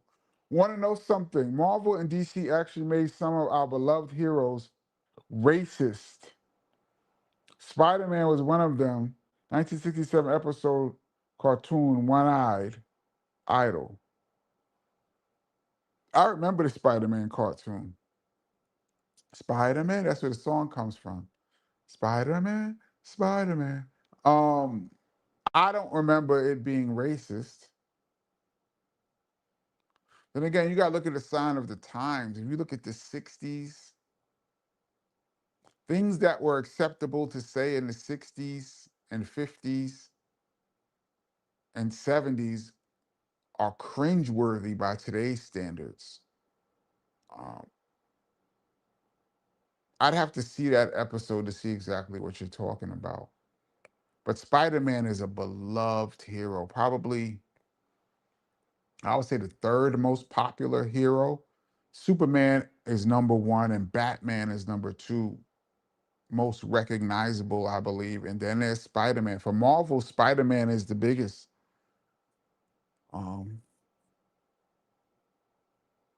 I hope if he was racist, that means Stan Lee was he was writing a lot of stuff, and he was in charge, the editor. So if racism got out there, it's on Stan Lee, right? I hope that's not the case. Um, Isaiah Winbone said, KP, Cynthia Cooper was the female Michael Jordan of her time. She didn't really play like Jordan, but I see what you're saying. Four-time MVP, three-time MVP, four-time playoff MVP. They had a dynasty going in the beginning. My top two guards in WNBA history are Taurasi and Coop, as it stands right now. Um, Coop played more like she was physical and she like overpowered guards. I don't know who she plays like now, but she was like Mitch Richmond to me, like very strong and just took it to the hole, could shoot, excellent defender. I don't know who I would compare her to right now. Probably like a Spider from Cleveland. Yeah, she's probably like Spider from Cleveland type game. But her and her team, but she had Cheryl Swoops too, Tina Thompson. They dominated.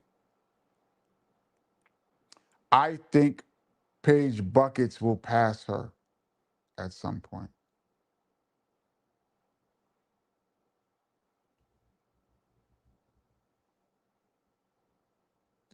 Um, Benny Doyle, Spook Realm, Chuck D said he was imitating Schoolie D, and Schoolie T said he was imitating Melly Mel. Those are all great names. Yeah. I don't see Chuck D sounding like Schoolie D, though. I don't get that.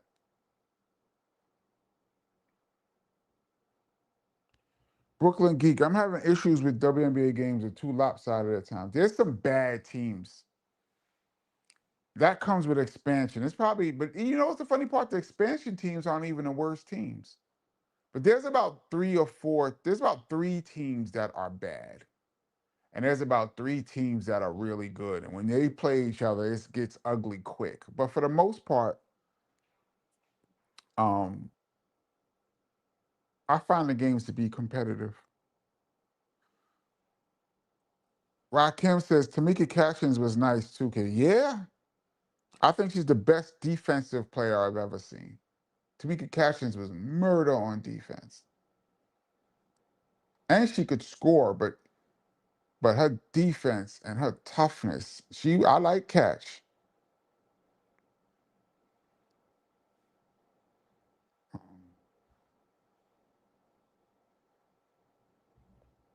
let's see. Silk Child, thank you so much.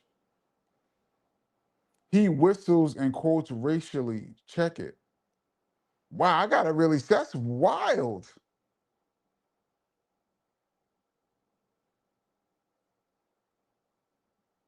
What? I guess that's a sign of the times. 1967. Dr. King was still alive then. You know how much was going on in 67 in civil rights movement?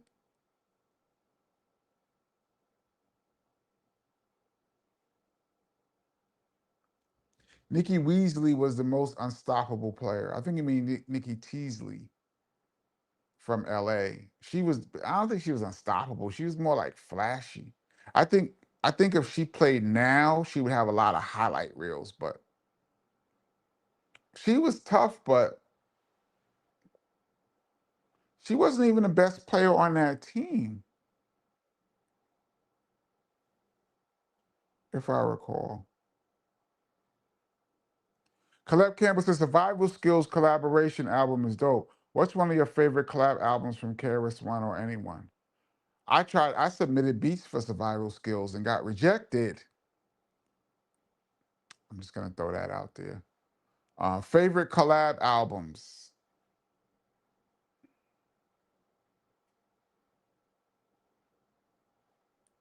Off the top of my head, I can't really think of a collab album. There's songs. I don't think there's a collab album that was really.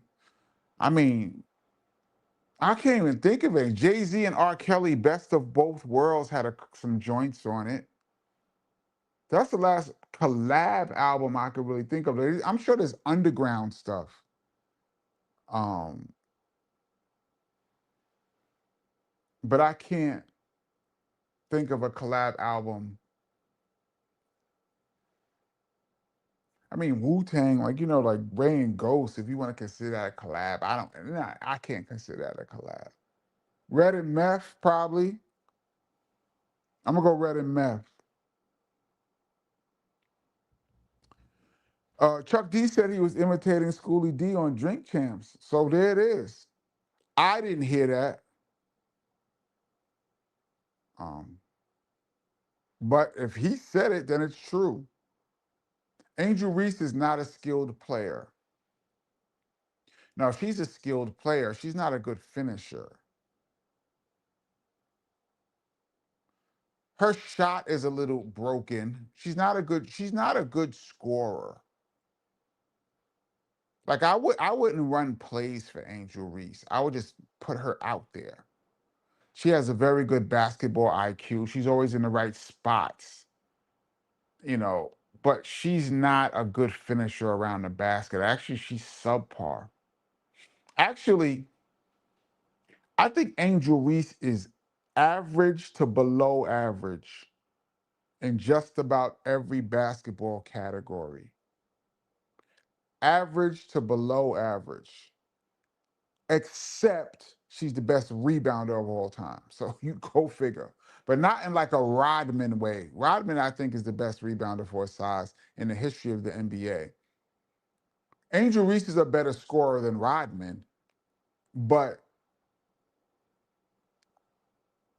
I think she's mediocre at most things, but her rebounding is incredible.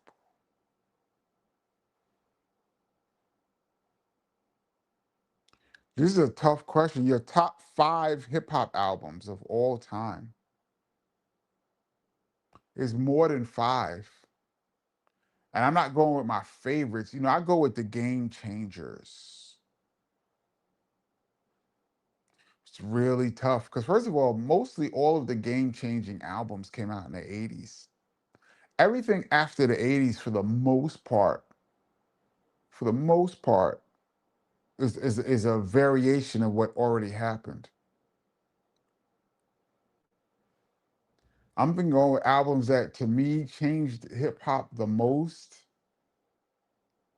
So I'm gonna put them at the top only because they changed the game. Not necessarily my favorites, but Paid in Full, Rakim, and Criminal Minded KRS. Those 2 albums completely revolutionized hip hop in '87. It Takes a Nation of Millions, PE, really took conscious rap to the peak.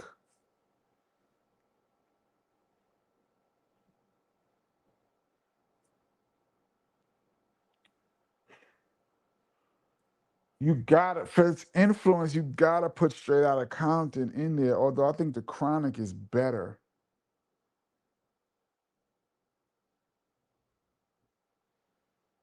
I'll put Straight Outta Compton should be in there.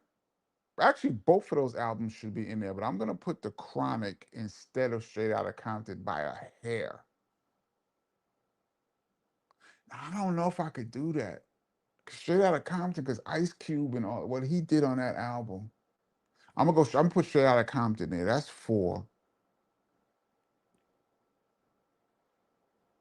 It's hard to leave out Run DMC's first album, but to me, the best of Run DMC is really like 3 albums. So I'm gonna leave that out. I'm gonna put those 4 that changed the game. The 5th could be De La Soul, 3 Feet High and Rising. It could be The Chronic.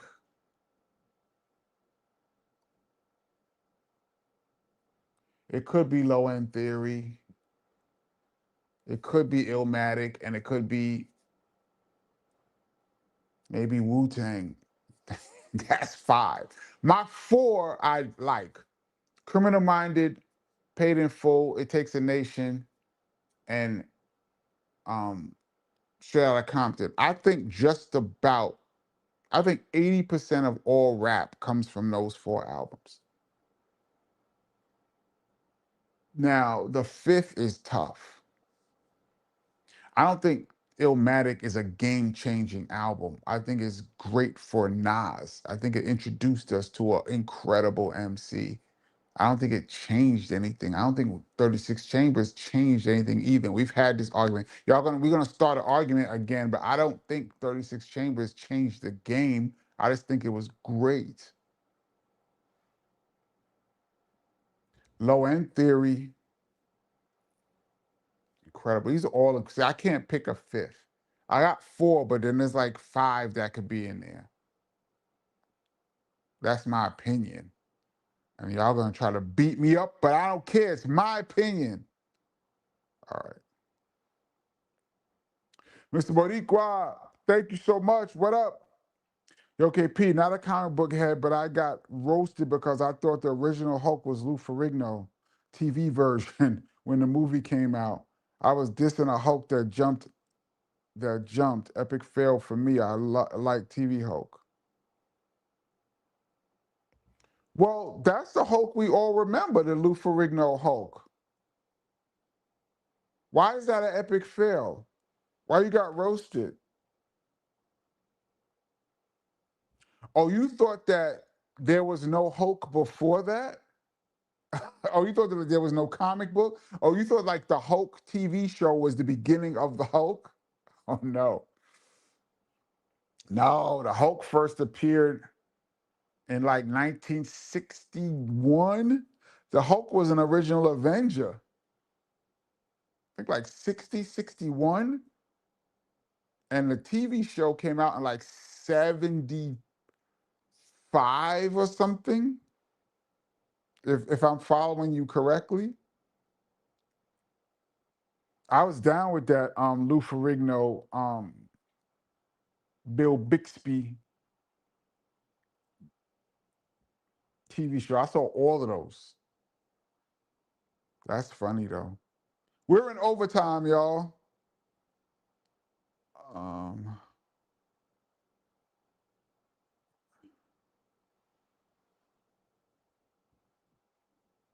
Rod Justice. That's why Angel Reese has so many rebounds. She can't shoot. That's a myth. Because I saw a breakdown. If you subtract, first of all, she has the most, not only she's the leading rebounder in the league, but she has the most offensive rebounds in the league. And if you subtract her own misses, she still has the most offensive rebounds in the league. It's not just, now she probably gets a few, not probably, she definitely gets a few of her own missed shots like Moses Malone used to do. But even without that, she is the best rebounder. I've watched everybody, bro. Her speed to the rebounds, her leaping ability, her quickness, her hands, her positioning, she is elite at that, man. You can't take that away from her.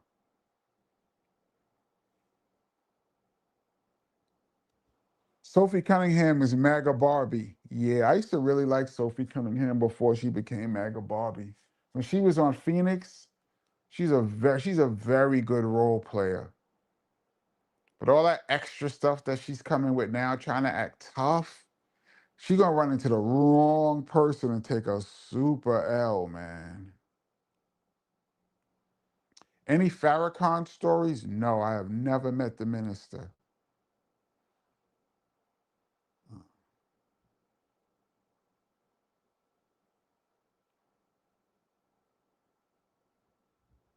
Oh, Corey Moore, thank you so much. I enjoyed the footage of BDP, Mad Lion, and Razkaz rocking the crowd over European space. Yeah, I did. I took some footage. We were in Europe 2 months ago now.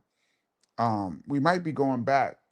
Oh, the tour is still going on. Maybe I'll be back, not sure. But I took footage when I was there. If you guys didn't see it, please check it out. It's on this channel from last month and a half ago. Um, Spent a lot of time with Mad Lion and Razkaz. I just texted Razkaz last week.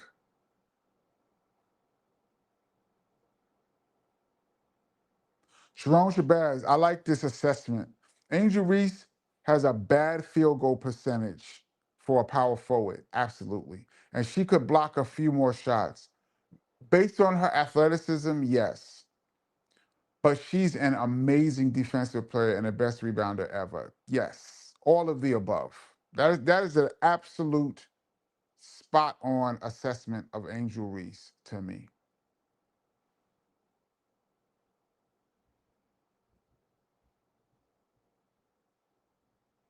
Schoolie D's style was an incredible style, 2 blocks from me. But yeah, now that I hear Chuck's voice in my head, I hear Schoolie D's voice. I gotta go back and listen to that because I don't hear it like that.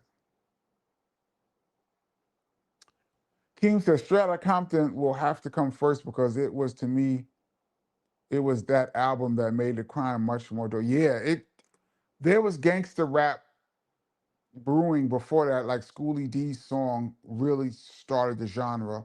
And some people feel that Criminal Minded is the first gangster rap album, but it didn't set the trend. Once Straight Outta Compton came out, hip hop went in another direction, for better or for worse. But um, yeah, Straight Outta Compton got to come before the Chronic, although the Chronic is unbelievable.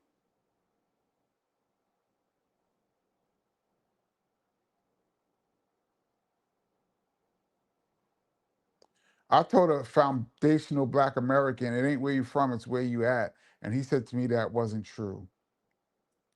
I don't know what the deal is with foundational Black American. I just found out that I'm not a black foundational Black American. I just found that out last year. So me, my brother, my whole family, born and raised in New York. My mother's born and raised in Brooklyn. I lived my whole life in New York, went to high school, the whole shit. KRS came out, South Bronx, all over the place. Come to find out, we're guests in hip hop. So whatever to the FBA, man.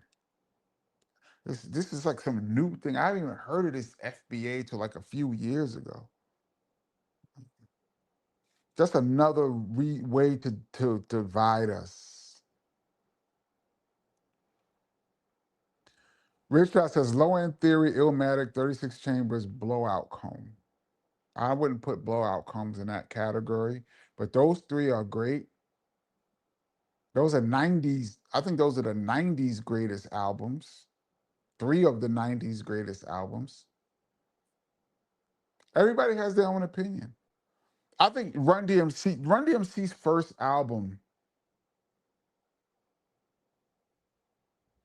Sucker MCs was on that album, and I believe Rock Box is on that album. That's a game-changing event.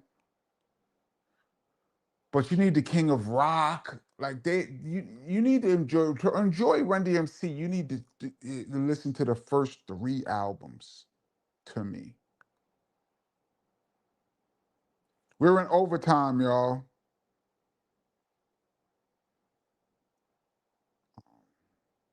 Yeah, Run DMC's first LP. It could be in there. Yeah, I just think.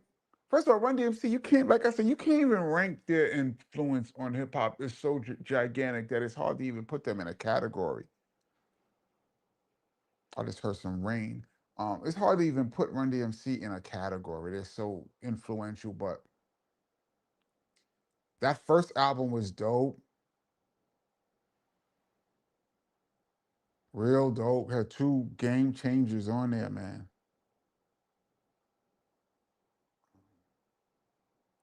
Jay-Z spotted wearing a possible unique Rolex, uh, valued at 7.5 million.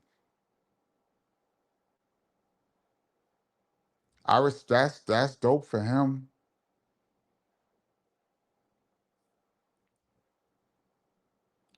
I mean, we had a whole Jay Z conversation a week ago. I'm not going to go into in depth of what I feel about that, but congratulations if he can afford a $7.5 million watch and he's walking around with it.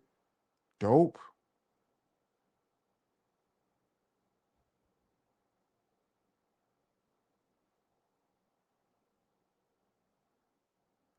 Patrick Malin says Sophie Cunningham, LOL. It's just amazing how the casual fan who they gravitate towards. And Sophie Cunningham is one of the most popular players, especially by um, followers in the history of the WNBA. She's as big. I think maybe Caitlin Clark or maybe Angel Reese. She's probably like the third most popular player in the league, and she is easily a role player. But because of people like how she looks, she's like Anna Kournikova of women's basketball. I think Anna Kournikova was ranked. Remember her? Um, did she marry Iglesias, or did they were just dating? Whatever. Remember, she was ranked like number 20 or 25th in the world, and was like the most popular and highest paid tennis player in the world, and was ranked like number 25. Sophie Cunningham to me is along those lines. And I like her game. She's a deadly shooter, but she's like a one-dimensional player. Don't let her shoot the three. If you could get her off the three-point line, you can control her. But wildly popular. And on her own team, she's probably the fourth or fifth best player. Probably fourth.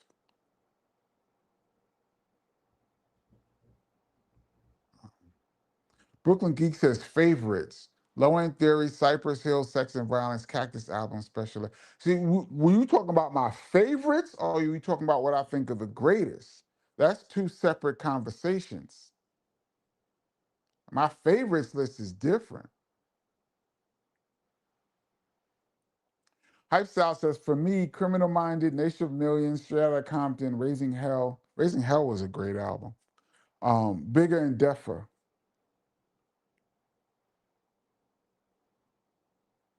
To me, Illmatic changed the way rappers have multiple producers on one album. That is true, even though that was start. I'm not going to bring up BDP once again, but if you go check out Return of the Boom Bap, it was along those lines, and we were one of the first people to bring Premier. Premier was the producer for Gangstar and Gangstar Foundation exclusively, and BDP was the ones who brought him on board. But that is one thing Illmatic did. After Illmatic, multiple producers became the thing, and I don't think that's a good thing. I think that hurt hip hop having multiple producers on one album. It's getting late, but I would really go in more in depth about that. But I don't know if that's necessarily a good thing.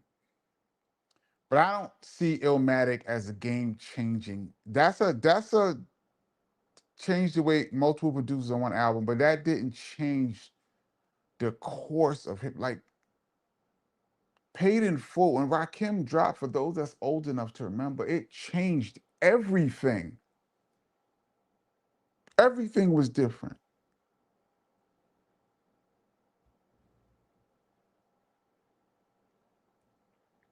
Biggie Ready to Die,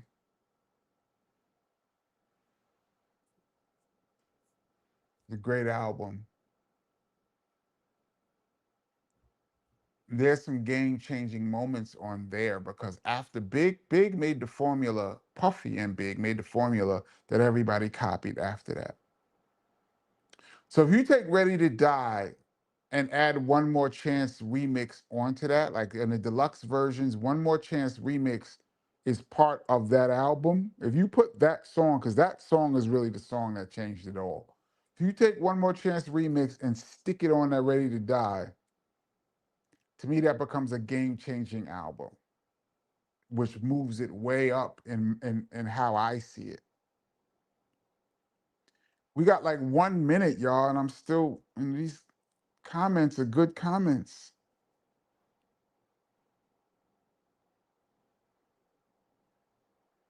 Hulk predates Spider-Man, probably by months.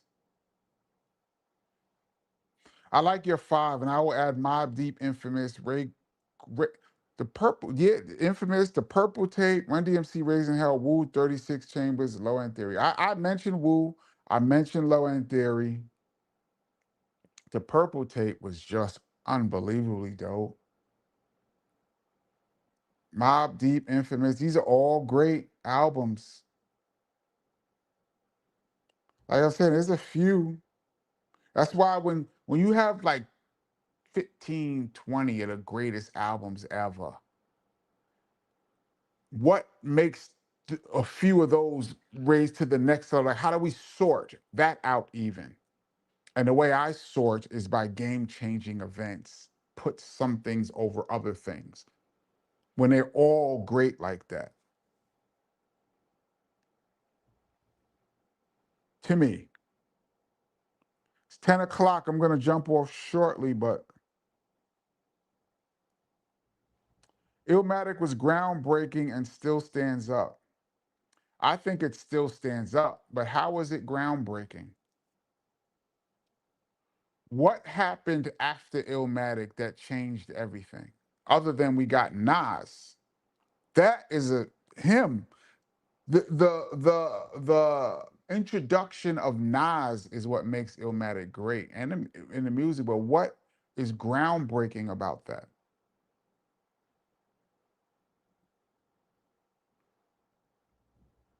KP, any Grandmaster Flash stories?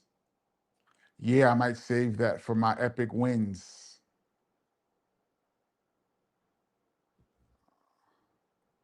Low End Theory, Illmatic, Paid in Full.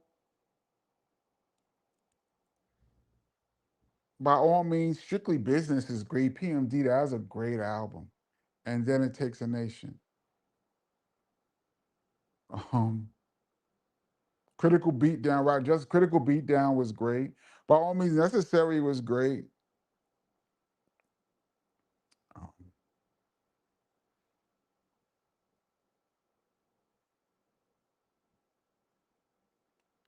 um, Patrick McLean said, I saw Candace Parker play in the Final Four championship with Pat Summitt coaching in Tampa about 12. That's dope. Candace Parker is a great one. I think she could have been even greater. She's a first ballot Hall of Famer, and I think she's probably the most talented forward ever. But she has stretches where I think she kind of cruised just off of her ability. I think if Candace Parker had the motor of Tamika Catchings, she would be the greatest of all time. We're at the very bottom, y'all. I see a lot of good comments about albums that people like. The DOC's No One Can Do It Better is Dre's best album. Could be. There's no such thing as best, Jason. It's just opinions. That's his most overlooked album. That album was incredible. And DOC doesn't get mentioned enough for being great. Um, Brand Nubian shook the game up too. Brand Nubian album was great. I don't know if it changed the game, but I think it was great. Great, great album. One of my all-time favorites. Patrick says Chuck D seemed like the opposite of Schoolie D. That's how I see it. That's why I got to go back and listen. Rosmel says, Kenny, you're a foundation of Black America. You have lineage dating back in the U.S. before there were 50 states. Yeah, but I have also mixed with West Indian. So as I understand it, you have to have like your whole bloodline has to go back to the slave ships, or you're not really black. Some shit like that. Maybe my definition is not what they're saying because based on what I heard it, I'm half foundational Black American, and there's no such thing as half.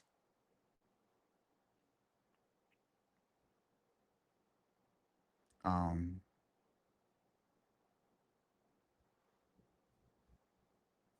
Let me scroll to the very bottom and I'm gonna jump off. Jungle Brothers album was dope.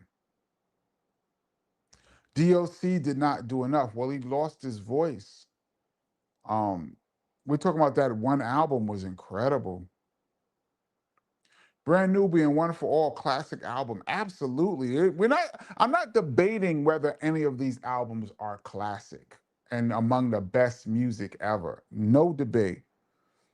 What I'm saying is, um, how do you separate the top 15 into like five or six? How do you cut that number in half? And it's all based on opinions, what you like the best. But how do you measure? It's very hard to measure music. Only way you can really measure is record sales, and that's on small piece. That's a piece of the puzzle, but there's more to it. And so that's why I say I look at what happened after this album dropped as another criteria. And that's why I put those albums a little higher. Um Rosmel says that's not true, Kenny. You only need one parent. Oh, that's the definition. That's not how I heard it. If that's the case, then I am a foundational Black American. Gerganet says you are foundational, Kenny. You was born here. Your parents are foundational. One of my parents are.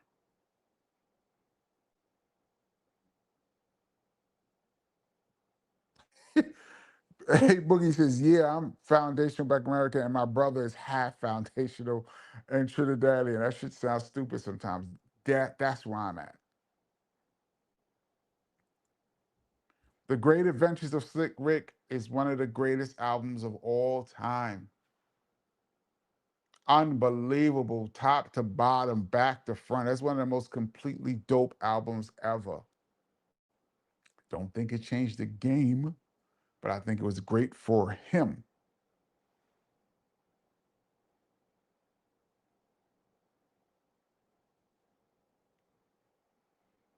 After the Illmatic album, you get Mobb Deep's Infamous, which believe was influenced by Nas Illmatic. Well, if you say it influenced more Queensbridge, yeah, but when I mean game changing, I mean the whole music industry went in another direction. Like when when it takes a nation of millions came out, the conscious era really took off and they took it to the max. And then it was a whole new lane with dozens of MCs going in that direction. Straight out of Compton, gangster rap, dozens of MCs went in that direction. Things were never the same. That's what I mean. Things were never the same. I think Mobb Deep was dope for Mobb Deep. I don't think there was legions of prodigies running around. I think there was a prodigy. That's it. Like I don't think there's legions of Nas's. There's one Nas, but there's legions of Rakims after Paid in Full.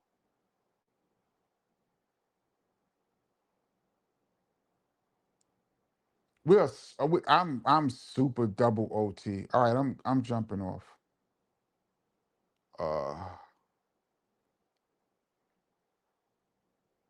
KP, any salt and pepper stories? A couple, but I'm gonna jump off. I'm gonna jump off. Um, Infamous was in heavy rotation for everybody. I was in heavy rotation for me too. Um, thank you, Tracy.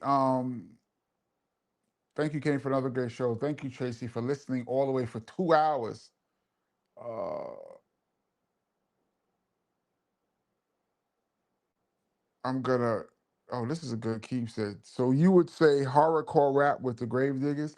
Horrorcore rap was a niche. It didn't. I don't think horrorcore rap took off big. It was cool for a second. A couple of groups. They had a lane, but it was a couple of groups. I see where you're going with it, but I say a couple of groups. Will Smith admitted he tried to sound like Rakim on Summertime. A bunch of people tried to sound like Rakim after that. All right, I'm out. Let me make sure I got all the super chats in. Let me make this a little smaller. Yeah, I got all the super chats in. All right, y'all. God willing, I will see you guys on Friday. This is the Kenny Parker Show. Big up to the Rewind crew. All right, we out of here, y'all.